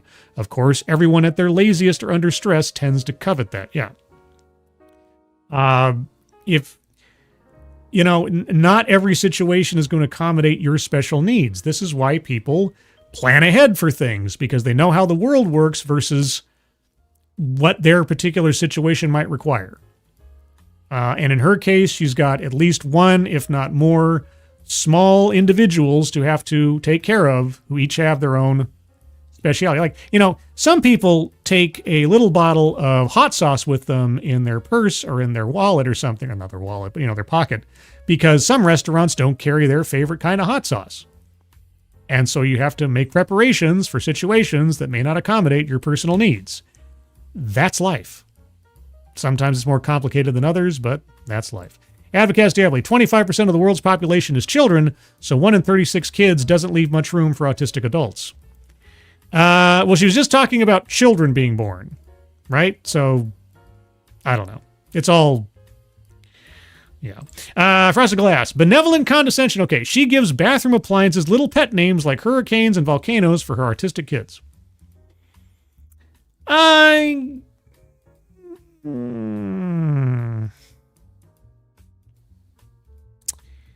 It did feel a little bit like a lecture, huh? Like, these things that you think are just random, regular background noise. They're hurricanes and volcanoes and this, that, and the other. Yeah. I suppose. Yeah. Okay. I get it. It's a little bit. Just enough to go over the line. One by a nose kind of thing. Fair enough. Let's see. Adam Myers, please let the word of the day be reasonable accommodation. For this talk, tell you what, Adam. For this talk, the secret word, or secret phrase, to join the Discord server after watching this talk, link to the Discord server is in the chat right now, just say, hello, reasonable accommodations, and I'll know that you watched at least this part of the show. Thank you, Adam. That was a good idea. Luke Skywalker 2, not sure if this rises to the level of anecdote that probably never happened. Okay, fair enough. But I find it odd that she has catheter tubes but no catheter bags with her scribe. Well, she was putting up a collage of various items. I'm not going to take that as a literal declaration of this is what I bring or what I don't bring. I'm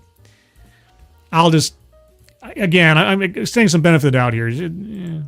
If she said, here is exactly, or like here is what I have in my bag. She said, this is just an example of what we might have, etc. So, yeah. So, I all things considered, I'm willing to give her a little bit of slack on that one. But there you go. Any other arguments for squares to be circled? We'll give another couple minutes here. And then we'll move on to round number 3. Let's see. Do I have any messages over on the old Twitter machine? Nope. Any comments elsewise I need to be aware of? Nope. And now chat has stopped. Oh, no, chat. Okay, as soon as chat stops, like completely stone cold, I think, uh-oh. Am I having broadcasting issues? This has happened before, so let me know. Advocast, my point is that 1 in 36 out of 25% is 0.6944%. And if there are 1% of the world that are autistic, that seems odd.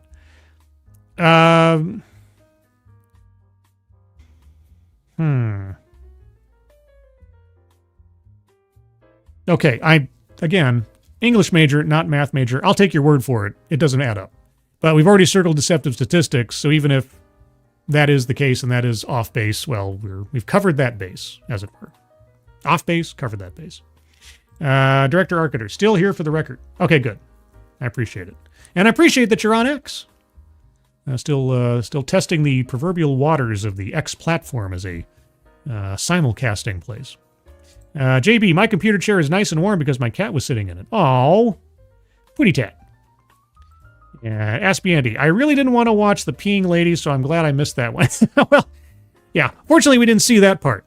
But on that note, Scribelight himself has to go use the little boy's room because I've been sitting here for 2.5 hours without a break. And so with that, everyone, I'm going to take a momentary intermission.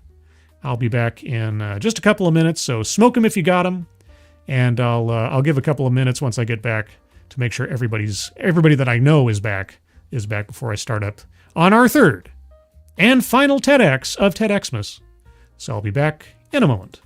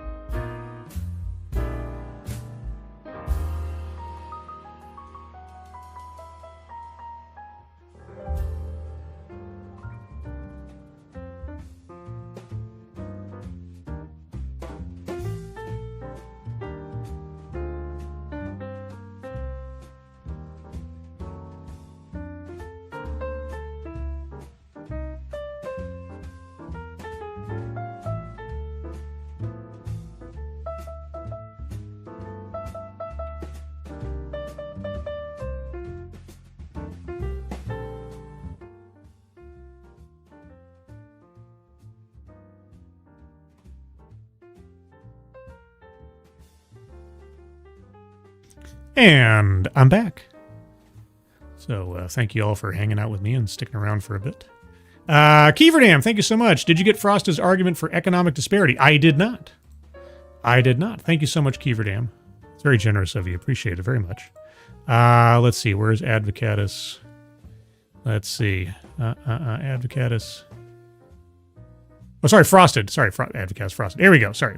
Economic disparity. She expects every place to have a world-class bathroom, even though that puts small places out of business.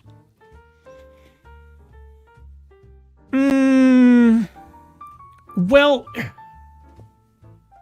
I guess my only pushback on that would be she never got specific enough to even address the prospective cost of it. Right? I mean, if she was talking about her personal economic experience, if she ever, like, made a pitch for how this would work, she was talking in such generalities. I don't know. Does that... I don't know if that quite gets there. And it's a double bingo square. And so the bar is a bit high for that one. But she never got into either like her own family expenses in some way. She never got into even speculating on how her grand wish could work. I mean, she showed us pictures of her ideal restrooms for her family, but then never said, you know, I mean, when she was talking about the movement, right? The movement to put in gender-neutral bathrooms. If she'd said something like, there should be an amendment to the Americans with Disabilities Act that provides financial subsidies to construction projects to install specialized bathrooms. If she had said something like that, I mean, first off, I would have been glad to have something like a proposal being given. But at least then she would have talked about the economic realities of what she was asking for versus just complaining. But she didn't, so it doesn't quite get there. Mr. E has an addendum, though. Economic story. She's not considering the cost to put in that bathroom and just expects it at their expense. I need something that talks about, actually exemplifies an economic disparity. Her not mentioning it at all, not even addressing it, and just kind of throwing it out in the ether. Wouldn't it be nice if we had bathrooms like this? I don't know that that quite rises to the line. I mean, she said noise-canceling headphones are too expensive. Oh, that's right. She said, yeah, we can't have noise-canceling headphones all the time because the kids throw them when we can't afford them. Okay, so she's okay, and I'm trying to be fair here. All right, so she's saying that the economic burden to make accommodations for her children's sound sensitivities should be borne by the buildings, the construction, the design, the state, and so on, and not the families to have such extra equipment. Is that essentially what you're saying? Okay, I'm trying to get here without just giving it away, because this is a double bingo square. Okay, so I need the chat. Okay, a straw poll chat. Does that extrapolation of her complaint, is that enough to rise to circling the square? If you think yes, put a 1. If you think no, put a 2. And you can only vote once and be honest about it. Or I could put up a poll itself. So 1 for yes, 2 for no. If you agree that that is enough to cross the line for a double bingo square. We got a 1, we got a 2, we got a 1, we got a 1. Oh boy, here is Tarkata also. Oh, Tarkata, didn't see you there. Merry Christmas, Tarkata. Sander Hammerschlag says 2. Uh-oh. Let's see, we got 1, we got 2 2s and a bunch of 1s. Any other votes to put in there? 1, I'm on board that she's expecting not to absorb the cost herself. Okay. 2 says Toot Sweet. 1 says Shadowclaw. Yeah. Well, the 1s are winning out. Adam Myers abstains. Oh. Adam Myers is going all Switzerland on us. Okay. Angelverse says 1. Advocatus. It was too offhand a remark to count in my book. Ah, okay. Yeah, not a focus, you'd say. More just one more complaint. Ah, okay.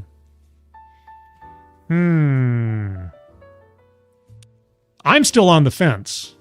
I'm still on the fence, honestly. Because Advocatus makes a good point.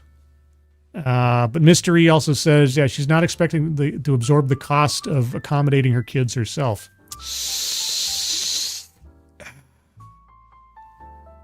I mean, that was the overall gist, wasn't it?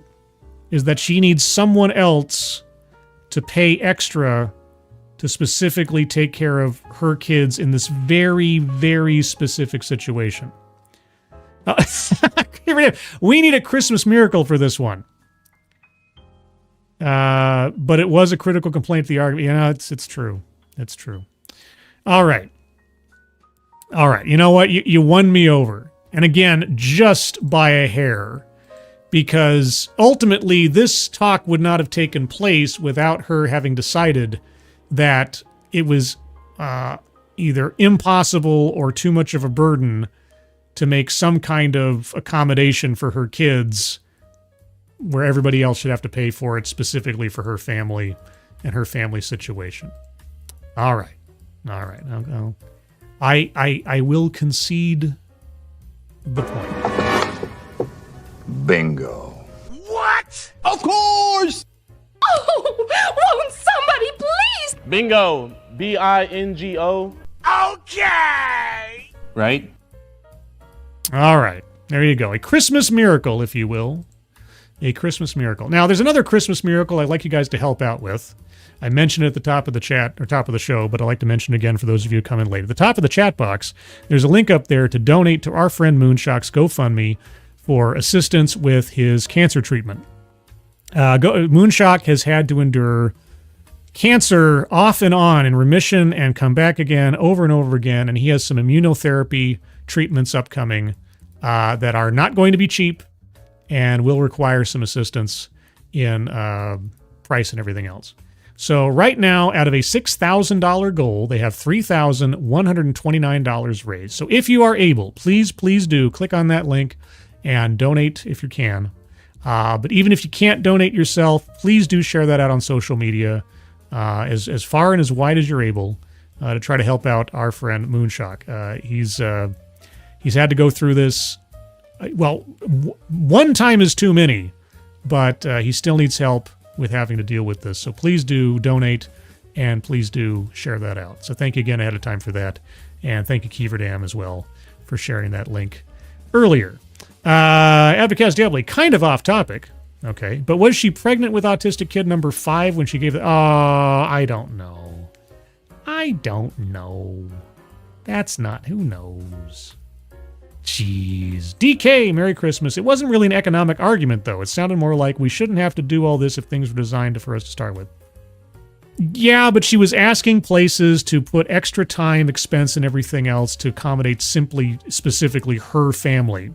She might have been trying to talk for other families, but I have a serious doubt that this affects that many people to such a degree.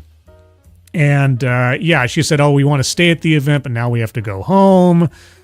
We would have sound-canceling headphones, but our kids throw them off, and they're too expensive. It was in there. It was woven within. An economic woe was woven within. And it may be a real one, but it was still there. So again, I can literally see both sides here as to whether or not it was a strong enough element of the talk, but in aggregate, it was an undercurrent. So I'll give it that. We'll call it a Christmas miracle. All right, everyone, we're going to move on now to the third TEDx of the season, of this particular, well, yeah, until next year, because I'm not going to do I'm not going to do a TED Excellence tomorrow, guys. I'm taking Thursday off, as per usual, as I would otherwise, because I think 3 is enough for this week, and I'm going to have to work tomorrow anyway, so I could use a day off from a day off. So, our last talk is apparently something to do with the Metaverse. Yes, the Metaverse, that gigantic project that literally billions and billions and billions, I sound like Carl Sagan right now, billions of dollars have been spent on, that has thus far resolved into practically nothing useful. That specifically Facebook, now called Meta, burned 10 billion with a B dollars on in the last couple of years and resulted in nothing. Will we someday all have our skulls plugged into some massive network or virtual reality? Perhaps. But to this point, it's been one gigantic boondoggle and one more platform for fraud and scams and fly-by-night pitches and such. But we have a talk here from September of this year, unless I completely misread that date on the thing when I was looking at it, in which our speaker says what the metaverse really means for your identity. So this thing that has been a failure to launch of most epic proportions in the last 3, 4, 5 years, what does it mean at this point for our identity? Well, let's find out. I'm changing over to the color purple. The color purple for this talk to try. Well, actually, no, that doesn't quite contrast as well as. Let's go for blue. There we go. That's much easier. Okay, going to blue for this one. All right, everyone. This is the last talk of the TEDxmas event. Get your bingo cards ready. Bingo card C. Links are in the description below. And with that, let's go. I'm excited. I'm excited that you're excited. I'm excited to be here today, and I'm excited about our future. You know what? Compared to the relative languid style of our previous 2 speakers, I'm happy for this guy's energy. So thank you, Gordon MacArthur. Sounds like a general of some kind. Well, to be perfectly honest, I'm a little bit obsessed with the future. Actually, it looks a little bit like Gordon Freeman with a mullet, but, 6 of one thing, half a dozen of the other. I was the kid, if I had a time machine, I wouldn't be going back to visit the dinosaurs. I'd be going forward 100 or 1,000 years to figure out what technology they were using, what problems we'd solve, what planets we'd be living on. Oh my gosh, you're a futurist! Is that it? And I partially blame this obsession on 2 people. Is it Doc Brown and Marty McFly? My grandfather used to take us on walks. Oh, I was hoping to have a psychic moment. And he would always recite the mileage it would take to get back and forth from the sun and the moon. He was always fascinated and curious how the world worked. Okay, sounds like a fun grandpa. He was born in 1917 and lived to be almost 100 years old. Dang, good life. So, as you can imagine, he got to see technology completely change the idea of what it meant to be human.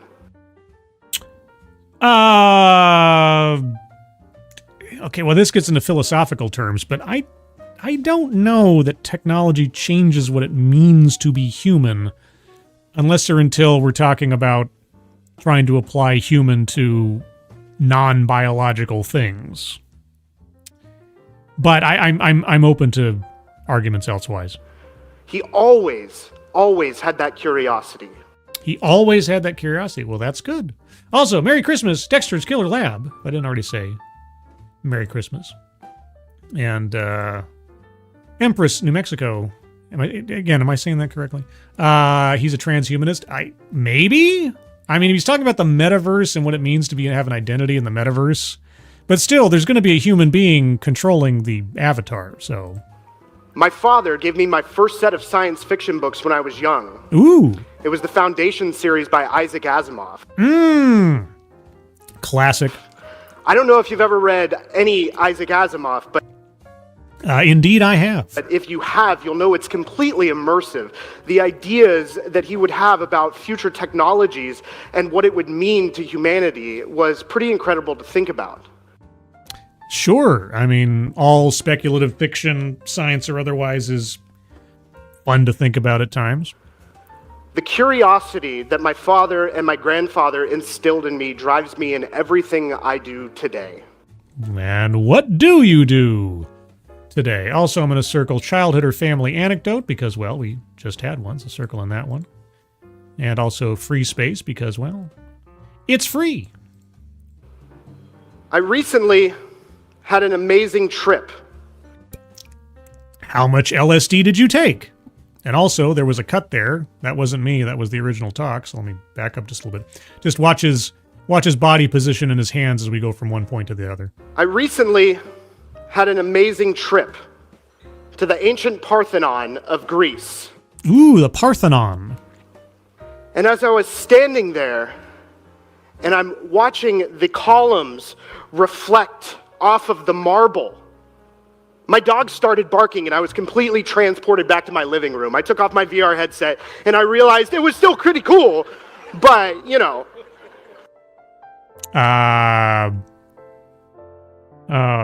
They say of the Acropolis where the Parthenon rests. They say of the Acropolis where the Parthenon rests. If you guys know that reference, you know British game shows. In that moment, I understood something different. Not the digital space that me and my friends created. We spend a lot of time in there already. It was the interactions I had with my friends. You interacted with people through a virtual platform, you say? Oh, gosh. I wonder what that's like. The avatars we were using. Yeah. The chat system we were using. Yeah, gosh. I wonder what that's like as I stare off at my original physical box for Star Wars: The Old Republic. What did it mean to have a digital identity, and what does it mean in the era of the metaverse? Okay, the metaverse is... You guys keep trying to make the metaverse happen. At least in current terms, it's not going to happen. But that's setting that aside. It doesn't mean anything more than what VTubers or, hell, go back to IRC roleplay chat or just having a handle and nobody knowing your real name is, or Ultima Online. We've been through this. We have been going through this for at least the last 25 years or so, or more. These questions have been asked and answered, and the only thing that changes is the quality of the graphics, honestly. What is the metaverse? Yeah, well, I tell you what, Facebook spent $10 billion trying to answer that question, and they still couldn't sell it. We can call it a lot of different things. I'm a metaverse builder and a digital preservationist. Oh! Now, the digital preservationist part, that part is interesting because there's a whole bunch of digital media out there that, if not, saved or co-located in several different places, could disappear forever instantaneously, right? And we've seen that happen. This is why the Internet Archive is very important, actually, as a reference for a whole slew of things. So that second one sounds a heck of a lot more productive than the first one. And I promise I'm not making those things up. I believe you. So that they sound really good on a resume.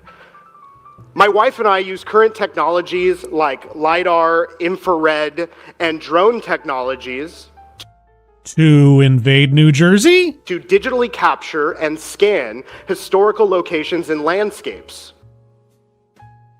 Oh, you're not connected to Earth 2, are you? Now, this can be for architecture. This can be for education. This could be for a glorified NFT scam. It can be for reconstruction. Mm-hmm. But what's most important is that it is digitally archived for future generations to decide how they will use it. Okay. I mean, jokes aside, I don't see anything particularly wrong with that. That's fine. I mean, it could be very useful to somebody someday. It could come in handy someday. Yeah, sure, okay. Now, I have said metaverse a few times already, and I'm definitely going to say it more. Oh, good. I wait with bated breath. It's probably one of my favorite words. I can tell. What is it? Yeah, exactly. What is it? What is it? That's right. What is it? Is it Facebook, now Meta? Is it... They tried. Some .com I go to? Is it VR? Is it AR? Well, when I think of the metaverse...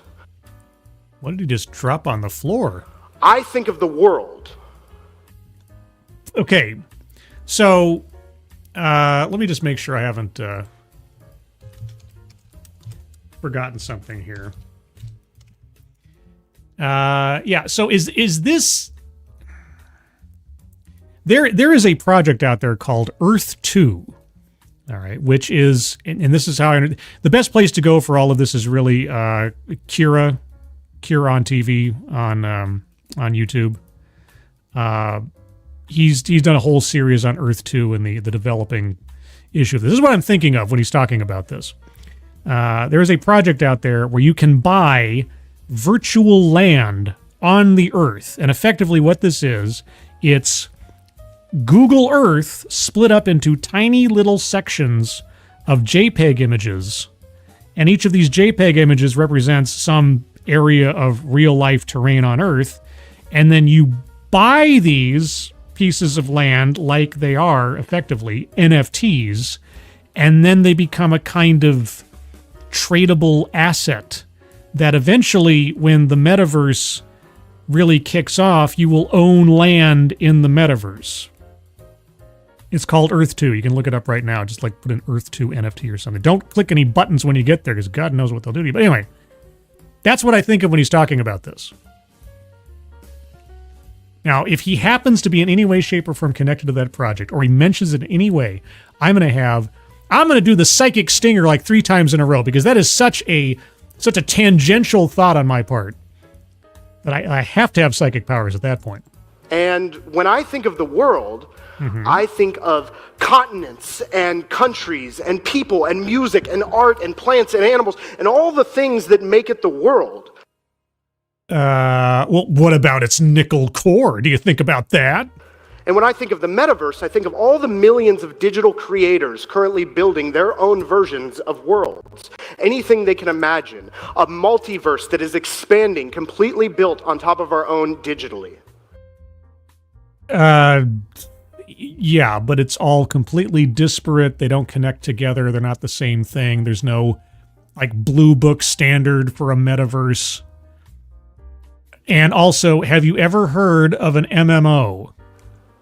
Another way to think of it is an upgrade. An upgrade to the internet. Now, we've seen a lot of upgrades. Oh yeah, Web 3, everybody. How's Web 3 doing? It started as an intranet, intercompany workings, moved to search engines. I bet a lot of people in this room didn't imagine that an online bookstore would be delivering their toothpaste and toilet paper via drone in less than an hour. Is that what's happening in New Jersey? Is it just somebody with really bad teeth getting their toothpaste delivered? I don't think we imagined that when it moved to cell phones, there would be applications to find love and put food at your doorstep, right from your handheld device. But yeah, imagine calling someone and having food brought to your house. That's such a beyond the pale assumption of the advancement of technology. Yeah, imagine digitizing or making more convenient things that were existing prior with rotary phones. Yeah. But what is important to remember is that it hasn't gone here yet. What? When it moves from here to here through augmented reality and virtual reality, this upgrade will be in three-dimensional space. Dude, I already order food in three-dimensional space. Guys. I got to tell you about this new idea. It's this place, right, that you go to do things. And it's in 3D. What? I'm telling you. You won't believe it. We found the third dimension.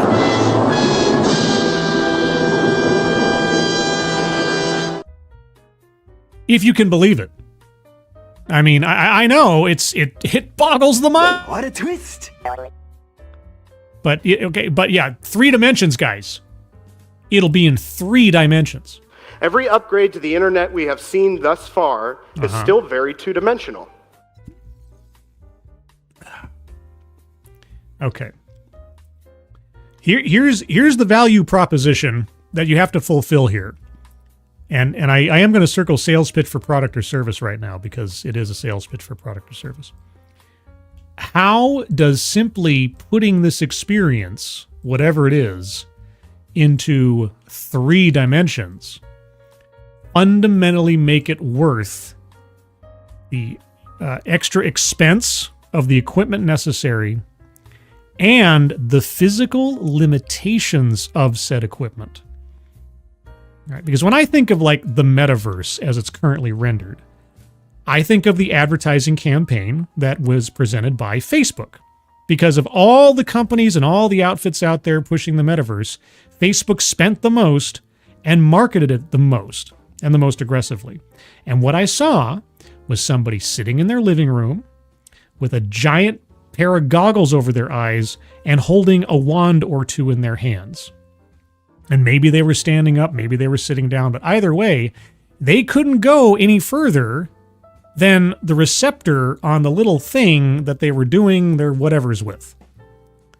So, either I can exist in the real world doing real world things, or I can be saddled with very expensive and expensive to replace and upgrade equipment that bind me to a spot in my living room where I'm flailing around by myself to do things that are intangible. I still haven't been sold on this idea. And I'm somebody who appreciates a good sci-fi story.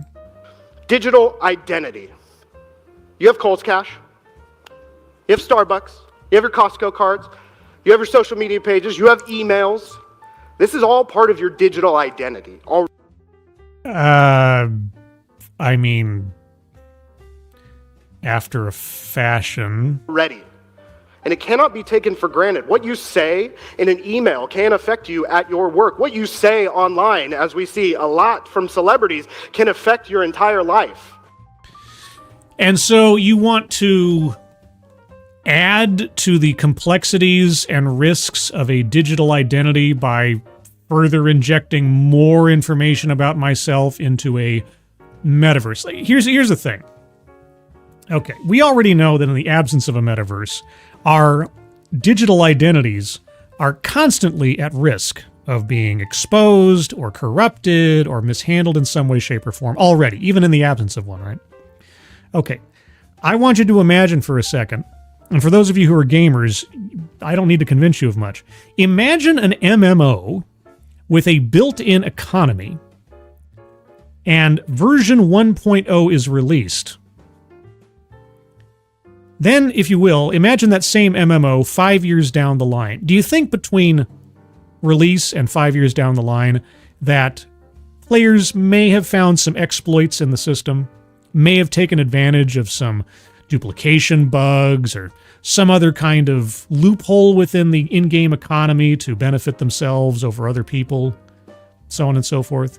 I think you can imagine such things. Now, just imagine that instead of being stuck within the limitations of an online game, which at the end of the day doesn't really have any real-world consequences besides that which you put into it for the most part.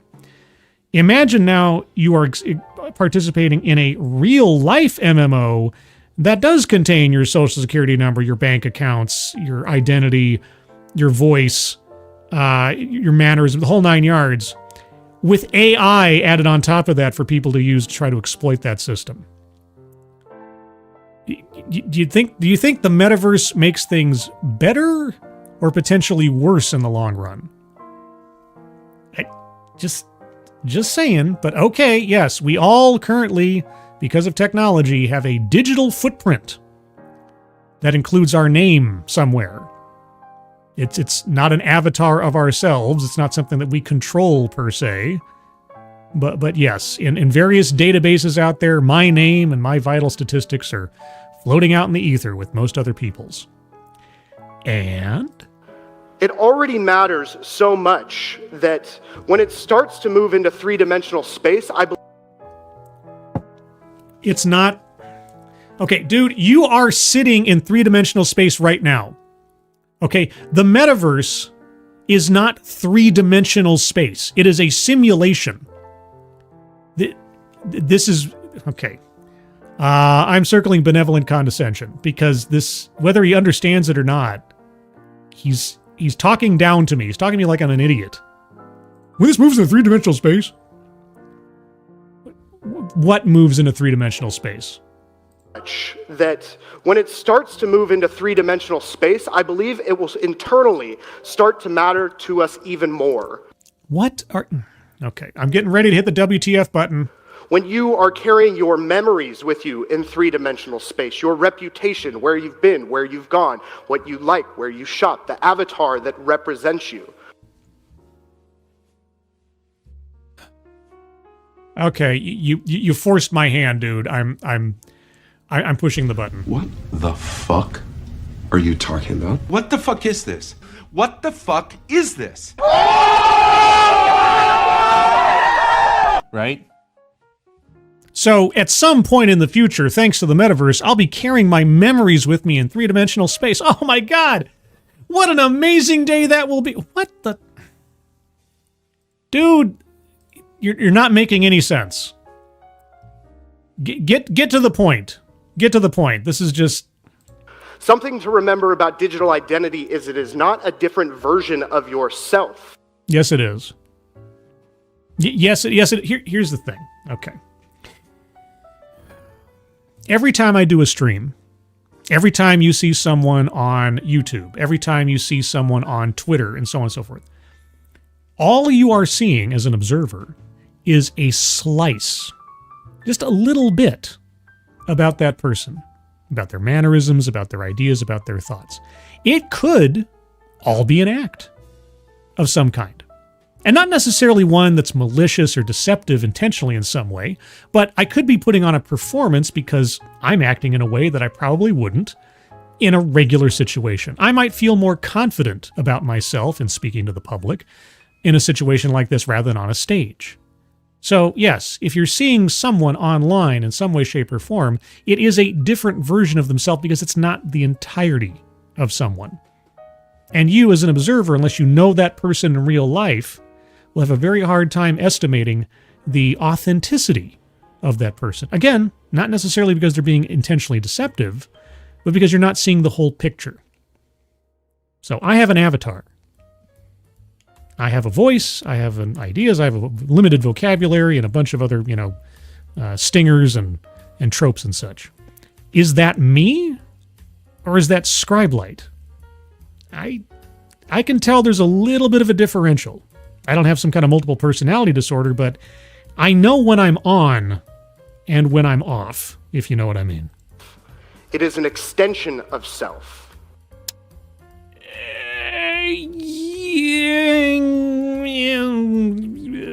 Okay, go on, maybe. Potentially a version you want to express. Okay, maybe. Okay, I mean, okay, I will concede. I'll walk back my recriminations there a little bit. Okay, yes, after a fashion, but really it comes down to the observer, not necessarily the source, if you know what I mean. What is the current state of the metaverse? You should have started out the talk with that one, because that might have ended the talk before it began. What is the current state of the metaverse? The thing you cannot define, the thing that could be anything. We call them proto-metaverses. Oh, proto-metaverses. So it's not a singular. And I'm leaving that up on purpose. Has anyone heard the name Roblox? I'm sure you have, and I'm sure you've used the native currency, Robux, for gifts for friends or family or kids or grandchildren. Okay, mind reading assumes motives. I have never, ever played Roblox. I have never traded in Robux. I've never touched it at all. So circling mind reading assumes motives as soon as I find it on here. There it is. It's kind of hard to suss out which square is which, and now that there's like 3 different colors on them. Yeah, no, I know. Maybe I'm just an old or something, but I've never, ever played Roblox. Never. Now, this is a burgeoning metaverse. No, it is an MMO. Unless you want to... Okay. Is Ultima Online a burgeoning metaverse from 2003? IKEA has a store inside of Roblox. Oh my God. Have you ever heard of Second Life?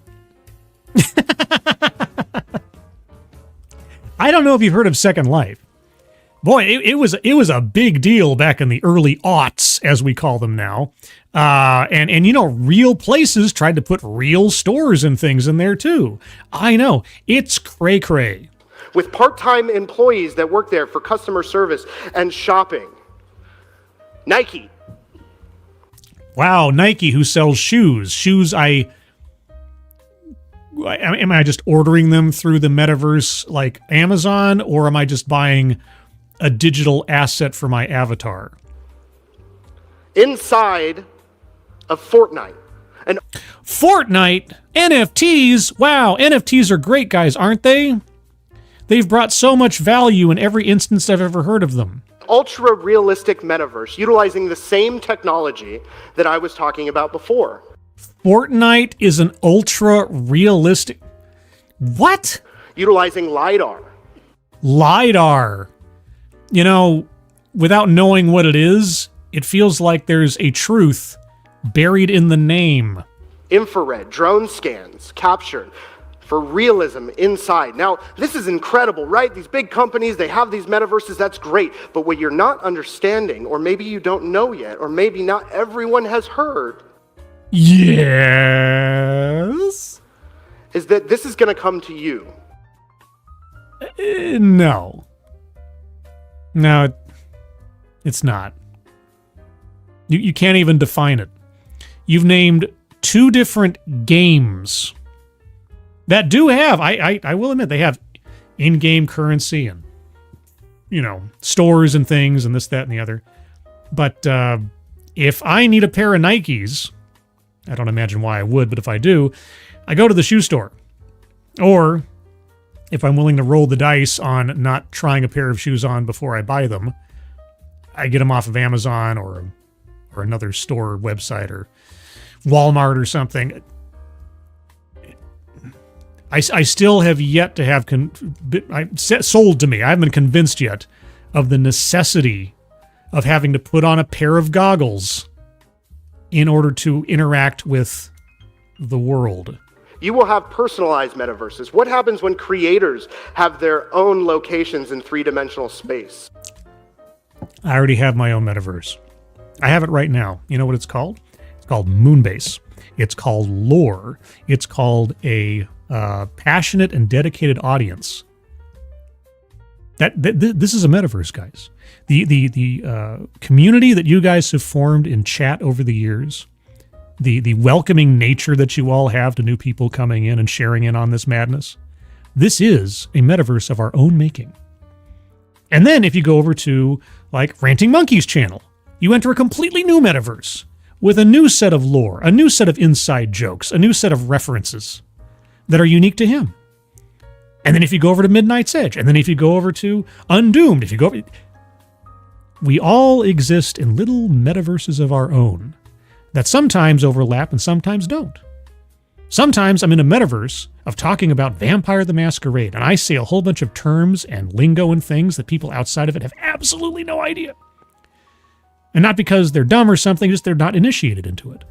And then I go into a place where somebody's talking about Lord of the Rings at length.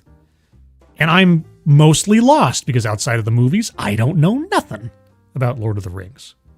But there you go. Now, why do I need to put on a pair of goggles and spend exorbitant fees on subscriptions and God knows what else, and put even more of my personal information and personal security at risk when I can not do any of that? That's what you got to sell me on, the necessity of this. Why do I need a metaverse? At least the metaverse you're referring to. What happens when Tom Brady creates a metaverse and he decides what currency is used inside? He already has. His football team and the fans thereof are their own metaverse, and the currency is whatever real money they're spending on that team's merchandise to be a part of that metaverse. See, I can use a completely ill-defined term to describe real-life things as well and be just as accurate as you. Frosted Glass, thank you so much. TEDx and the Metaverse of Madness. Mwah,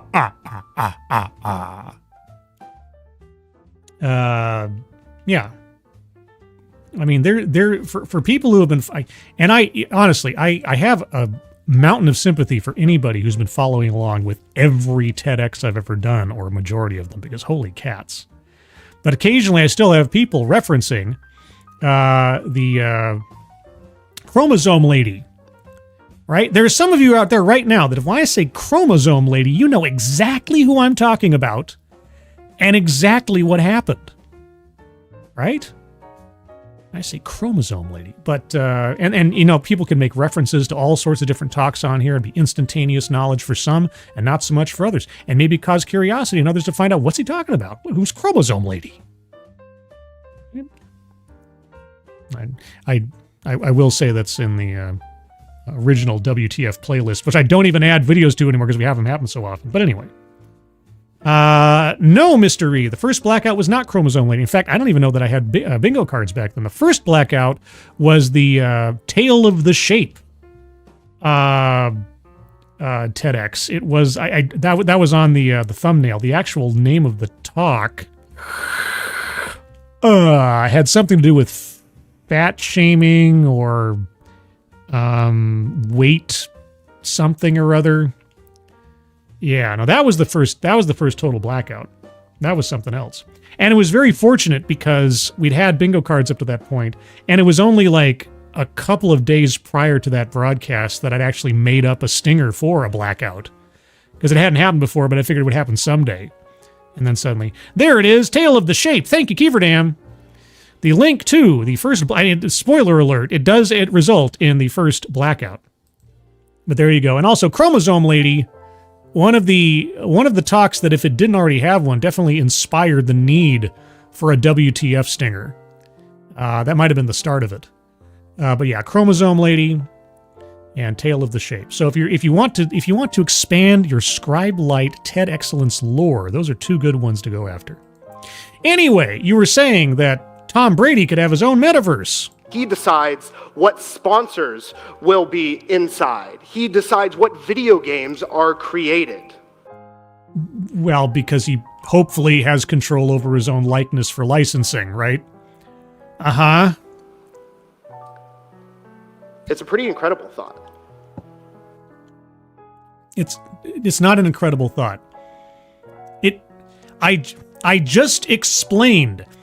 Everyone can have their own. You know what?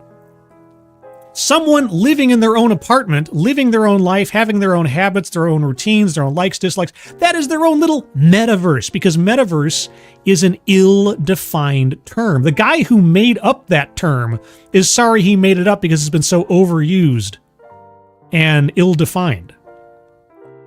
So you've got 5 minutes left, 5 minutes and 30 seconds, to sell me on something specific. And it's a little scary. It's not. We have to touch on the monetary value. Yes, tell me about the $10 billion Facebook blew on a failed metaverse. As they say, money talks. Yeah, just tell me how many trillions of dollars the metaverse is going to be worth someday. In 2021, in Decentraland... Decentraland? Yeah, tell me about the success of Decentraland. Tell me about the crypto bro success of Decentraland. A parcel of land in their metaverse sold for $2.4 million. That is not the whole metaverse. That is a parcel of land. Oh my gosh, guys, can you believe someone paid an exorbitant price for something that's worth absolutely nothing at the end of the day? I know. That must mean that real estate in Decentraland is worth $2.4 million a parcel, at least. Gosh, I'm convinced. How about you? Inside the metaverse. A lot of experts estimate that the metaverse space by 2030 will be between $500 and $600 billion. Okay. Deceptive statistics. Circling that one. Give me a break, dude. Seriously, give me a break.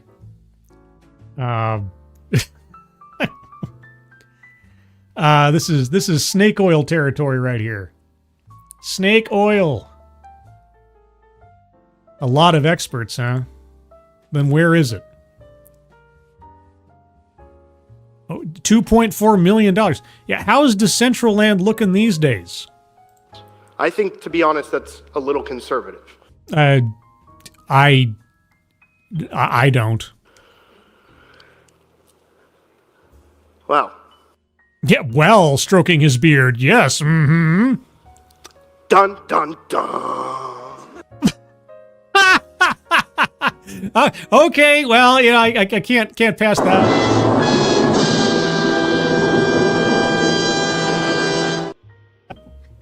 That should...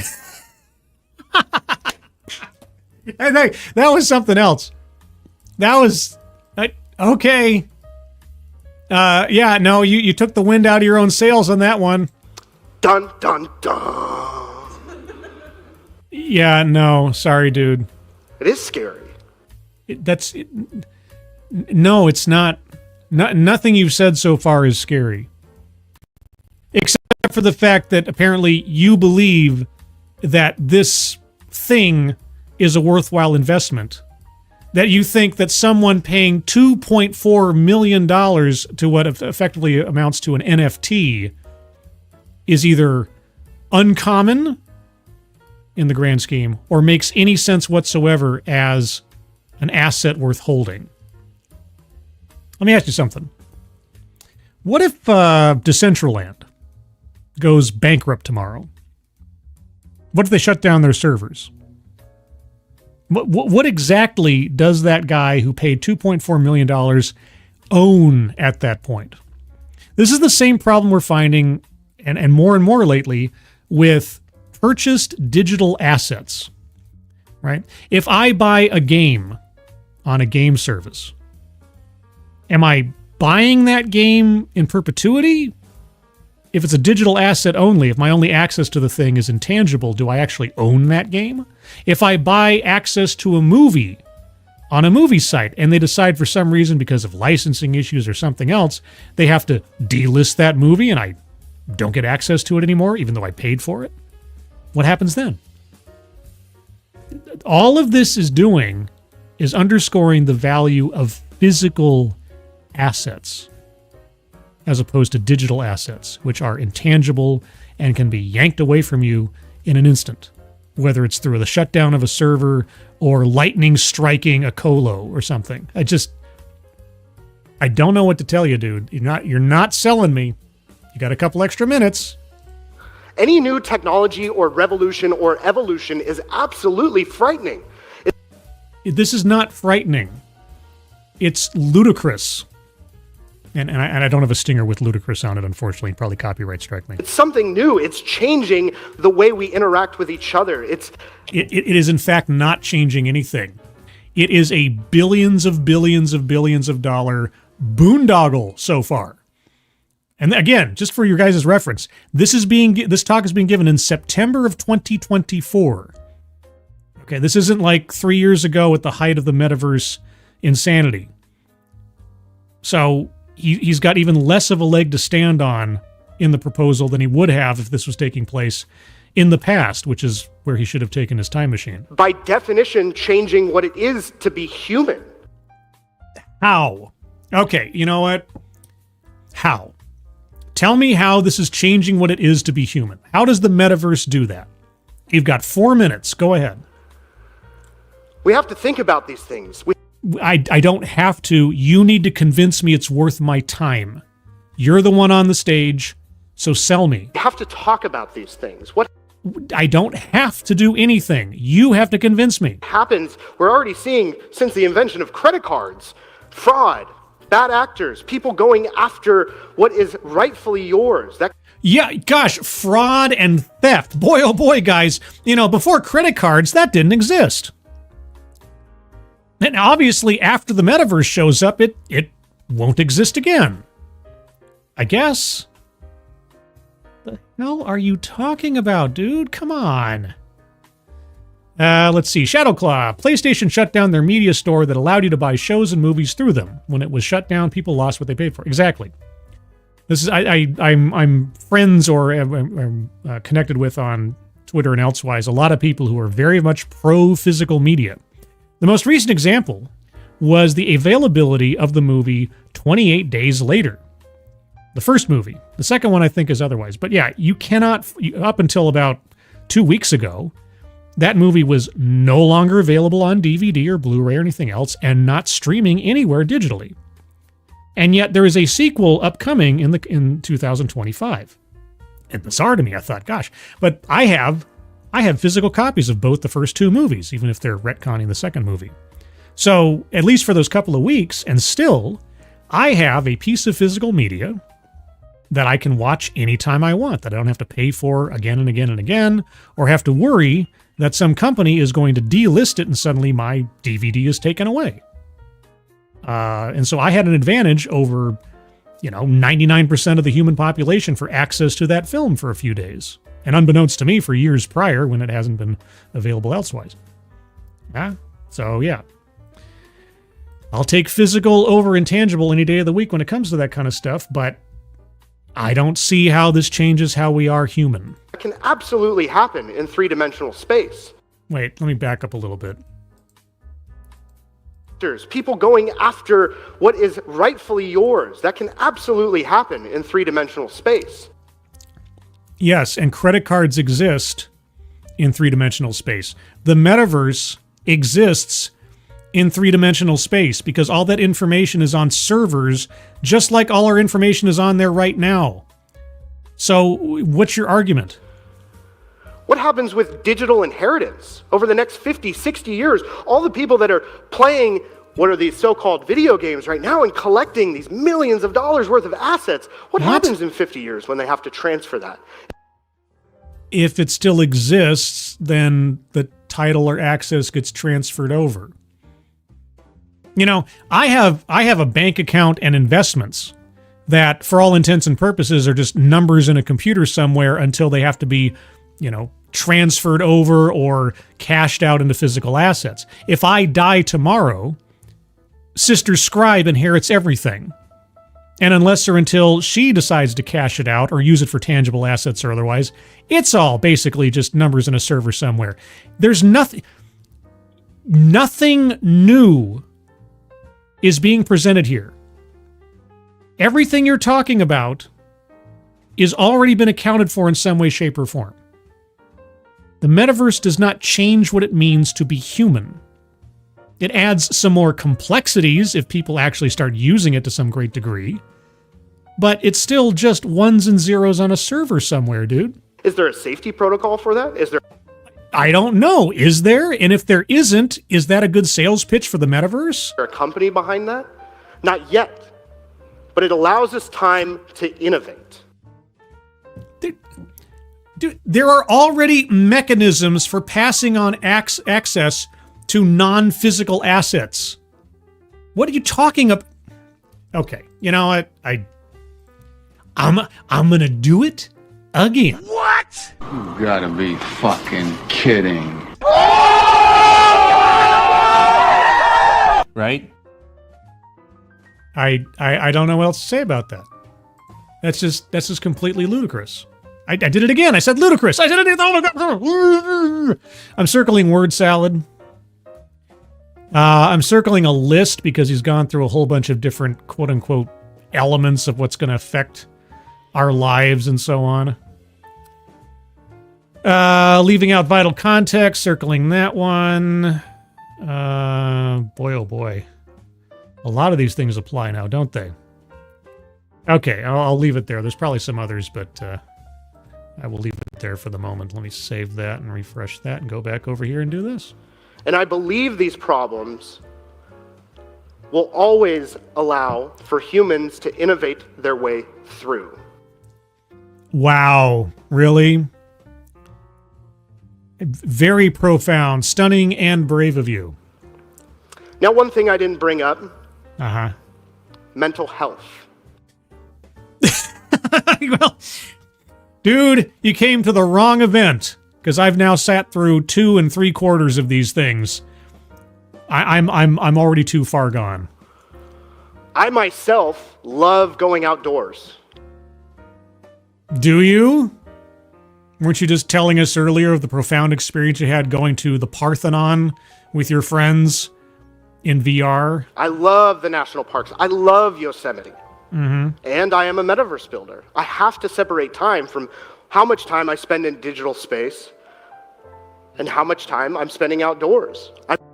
And let me ask you, which one is more cost effective? Which one do you think is more enriching in the long run? Touching grass or grasping at straws with a headset on? I'm sure many people in this room have yelled at their children, "Get off the video game, it's time for dinner." Sure. These are all concerns, all major concerns. But you're not going to address them here, are you? But we will innovate our way through. There's no innovation necessary, dude. There's nothing to innovate. You turn off the game system and walk outside. That's it. It's right there in front. The world is right in front of you. Walk out your door. Disconnect from your devices. How do you propose to solve for the problem of, let's call it, metaverse addiction? Otherwise, what? Good gravy. The future is bright. You've painted a horror story here, dude. A few years ago, I met a young woman at a conference. Uh-huh. Her name is Sarah. Uh-huh. Now, Sarah is one of those people that just lights up a room. I was about to say lights up a room. I should have done it. Would have got myself a psychic stinger. Inspired me. And I made her my wife.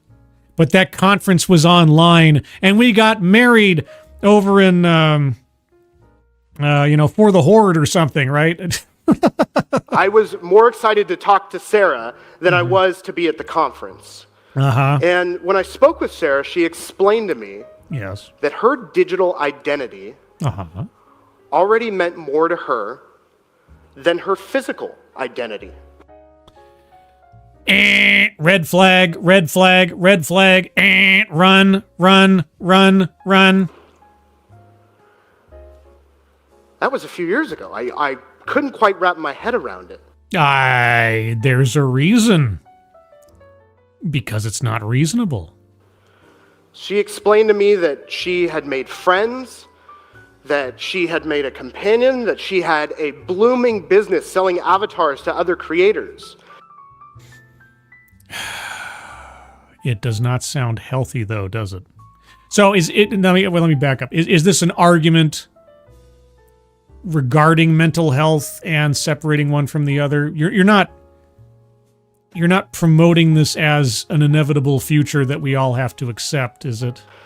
What I didn't tell you is that Sarah was born with multiple physical disabilities.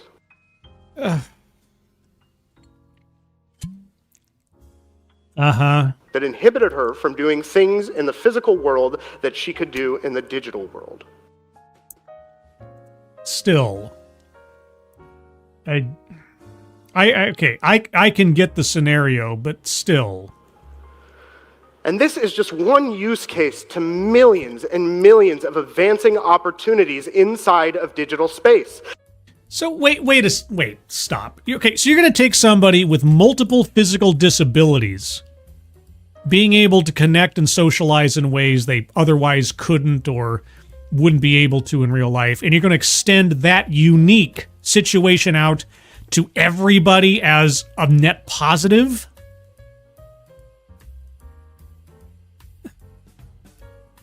Okay, Again, IKEA was up there for a reason. Because it's the only example you could come up with? That is not a marketing ploy. Yes, it is. It inherently, having a store in Roblox, it is a marketing ploy. What are you talking about? Or something to scoff at. I can scoff at it all I want. I think it is innovation and appreciating where the future will be. Second Life. If you're going to talk like you're some kind of metaverse expert, why have you not brought up Second Life? A game that is now 25 some odd years old or something. They had online digital 3D space stores back then too. Everybody wasn't wearing goggles to interact with Second Life, but it was effectively the same thing. What? People selling online assets for stuff? Dude, if I crafted a sword in Ultima Online, I could sell it for real money in the game back in the olden days. Nothing you are talking about is new. It's all been done before, just in the absence of goggles. So, what? Maybe I'm just too old or something.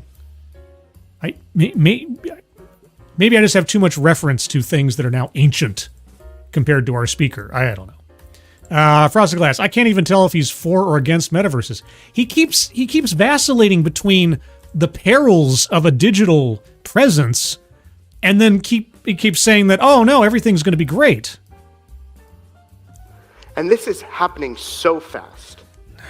No, it's not. So fast. No, it's been here for a while, dude. Isn't an Asimov novel where I'm theorizing something that's going to happen long after I'm gone. You're right. It's already been here in one way, shape, or form since at least the early 2000s. This is happening in seconds, minutes, days, and weeks. What is happening? What? Specifically, what? What is happening that is so different from already established programs, games, institutions, and human experiences since the internet became a thing? What? It is no longer years and decades. And with the integration of artificial intelligence and AGI, which we are on the cusp of. Oh, really? We're on the cusp of artificial general intelligence? Really? Okay, I mean, if you say so. Artificial general intelligence, all of these tasks will be seamless and so much faster than you can honestly understand. Great. I can't wait for everything to move so fast I can't even perceive it. I cannot comprehend how fast it's You have no idea what you're talking about, do you? happening. And that is the one thing, if you take away from today, is speed. The speed at which this is happening is much faster. I could believe that speed is an element at this point to our speaker's talk. It might be what's fueling it. Speed at which this is happening is so much faster than we have ever seen with any new thriving technology to come into existence and change humanity. It's not a new technology. Dude, it's Second Life in a pair of 3D goggles. That's it. It's the same thing that VTubers have been doing for years now, or VR chat. That's all it is with a pair of goggles. You could interact with the metaverse on a flat 2D screen, and it'd be the exact same thing whether you had goggles on or not. That's all it is. That's all it is. There's nothing new here. At the end of the day, the metaverse, whatever that means, will be an upgrade. No, it won't. We will decide to spend our time there. Not me. Let me put it this way. I have yet to have it sold to me as something I need or overly want to participate. I haven't even bought a 3D headset for gaming. I still haven't been convinced that I'm going to have that great a time or want to stand in a little circle in my living room swinging at the air as a gaming experience. And I'm not denigrating anybody who enjoys that. That's great, but I haven't found the need yet. Just like you can decide to use your cell phone, you can decide to play a video game, you can decide to buy virtual reality glasses.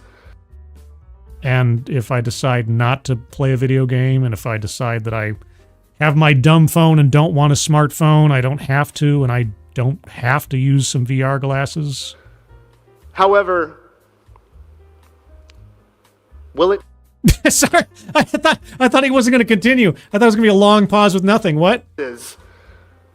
However, will it impact your life?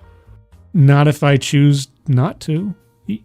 This has been the most up-down, lackadaisical sales pitch. He's instilling fear over the perils of digital identities, but then he keeps sort of shrugging his shoulders, going like, the metaverse is going to be great, guys, I swears. Look at this $2.4 million piece of art, or land, or something. The answer is absolutely yes. No, it's not. The world is changing. It is the future generations right behind us that will continue building off the foundations and the blocks that we lay now. We have to understand. We have to research this. We have to be a part of it. We have to contribute. I don't have to do anything because you haven't convinced me that I have to do anything. We have to collaborate. We have to connect. No, I don't. I already collaborate. I already connect. I don't need a pair of goggles to do that. We have to be creative. I'm occasionally creative. We have to be cautious. We have to be conscious.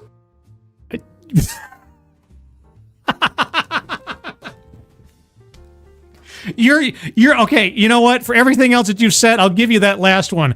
In order to do any of this, we do have to be conscious.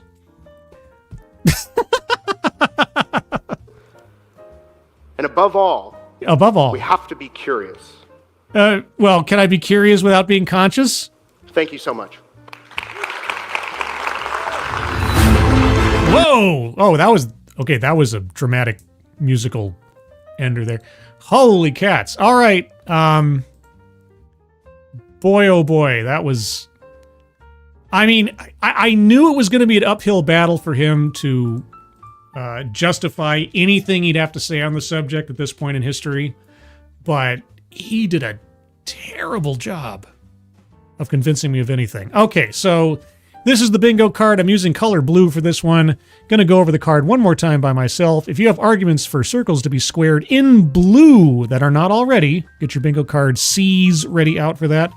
And follow along. Diversity, equity, and inclusion.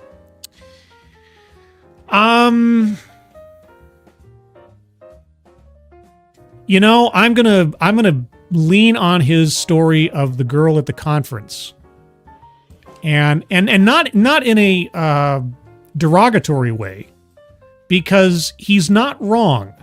There are scenarios and arguments for things like the internet, maybe even the metaverse in some way, even though it's just an extension of existing internet technology, that allow for people who might not otherwise be able to or feel comfortable with interacting with people to do so to their own long-term benefit. So I can't fault him for that. And it's not a pejorative in the sense of DEI, but it is in that way, at least for those words. Marginalization.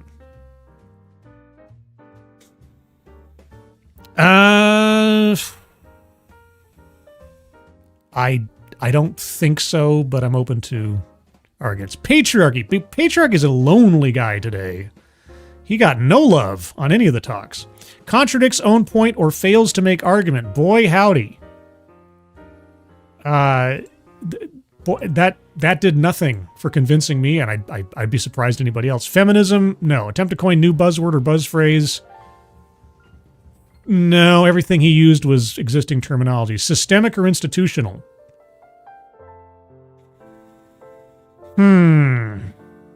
I'm sure there's an argument there, but I'll leave it to you guys. Anecdote that probably never happened.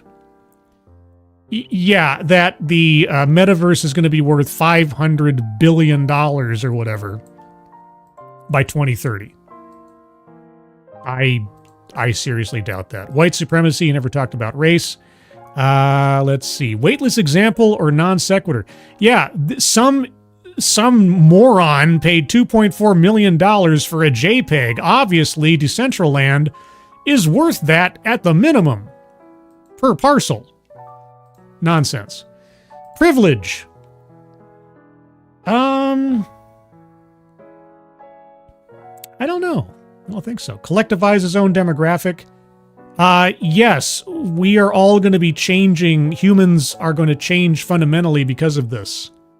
Somehow. Without specification. So, sure, why not?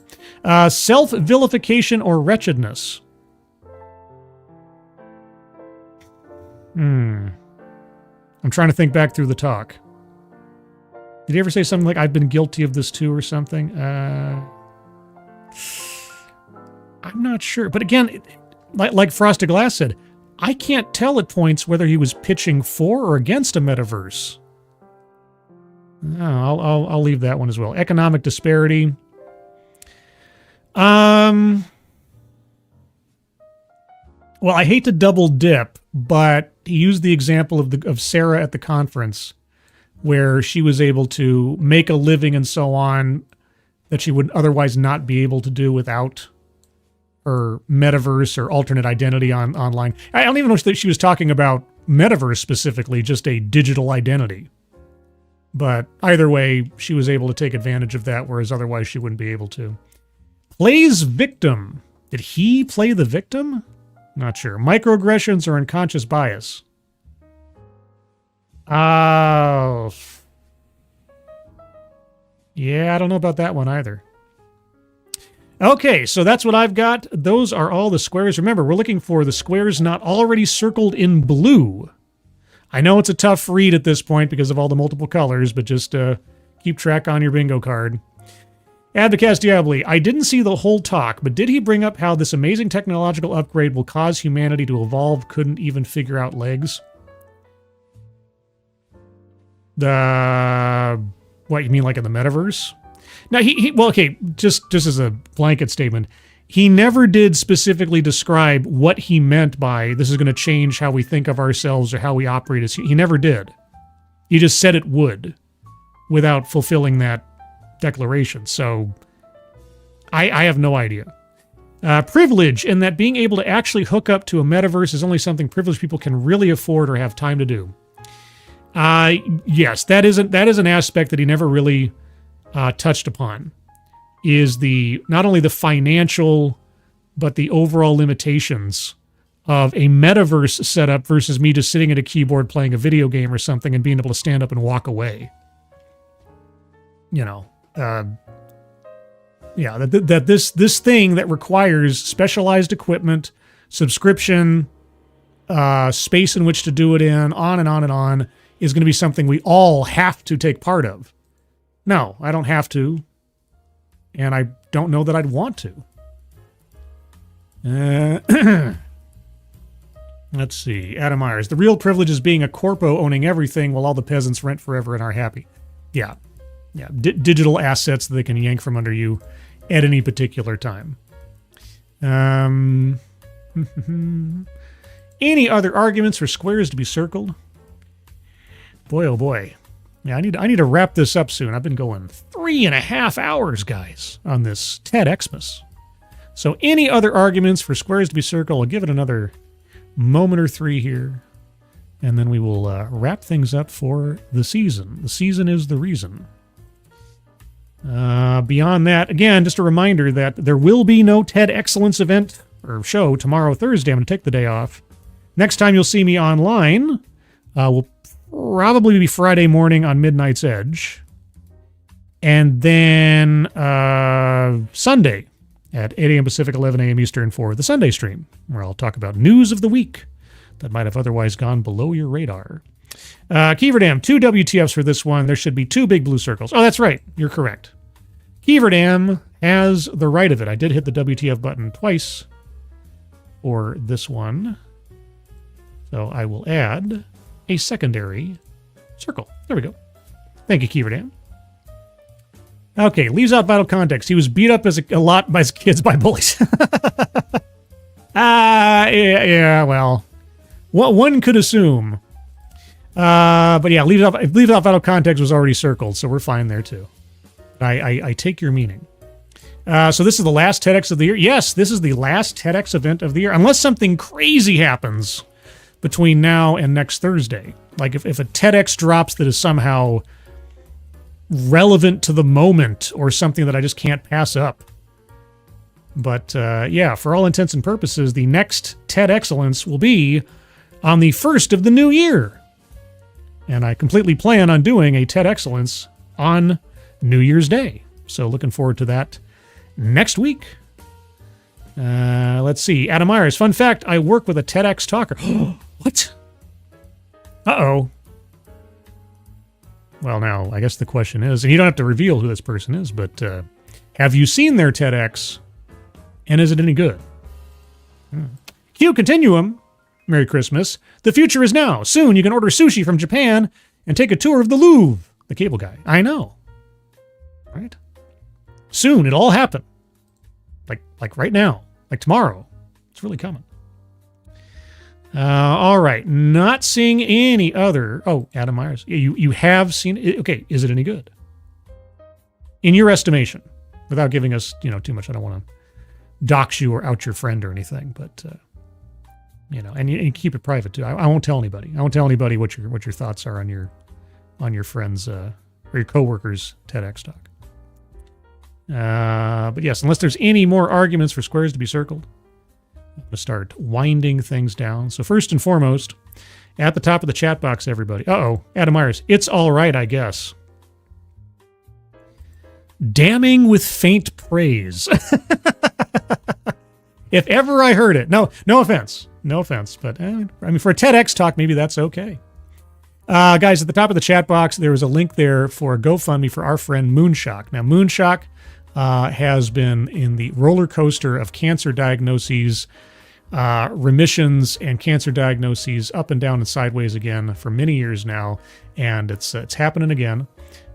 We had a donation an hour ago. Thank you to Anonymous, whoever did that. But yes, if you can take a look at that, and if you are able to donate, please do so. They're just over halfway to their goal of $6,000. If you're not able to donate, perfectly understandable. But if you can, share that out on social media, elsewise, even in the metaverse, if you have access to it, that would be appreciated as well. Let's see. Anything else from people, stuff, things, or otherwise? No? Okay. So I'm going to start wrapping this up, if you can believe it. Gosh, a lot of things I want to say. I mean, I'll do a New Year's show soon enough, obviously in about a week. Yeah, but otherwise, if you missed that next week, because I understand because people are going to be really busy and stuff, I just want to thank you all for sticking with me for all these years in particular, but also this year specifically, the ups and downs, the sideways and otherwise. I hope I still fulfill your requirements as entertainment. I don't know what I'm saying now. I'm kind of babbling a little bit, but getting a little sentimental as we're reaching the end of another year. My 8th year on YouTube. Not any specific plans for this year going forward. There are a couple of ideas in my mind. I don't want to write any checks I can't cash, but hopefully it'll go well. And but mostly, I just want to say Merry Christmas to everybody. I hope you've had a good year. I know that many of you I've talked to on the Discord server or have expressed your successes and your downfalls with us and shared those things. And I really appreciate that because, it reminds us all of where we're at and makes us thankful for what we've got, and we can help each other out when we can. Speaking of which, link to the Discord server is in the chat right now. Just click on that link. You'll find yourself on the landing channel called Say Hello. In addition to saying hello, you just have to say the secret word.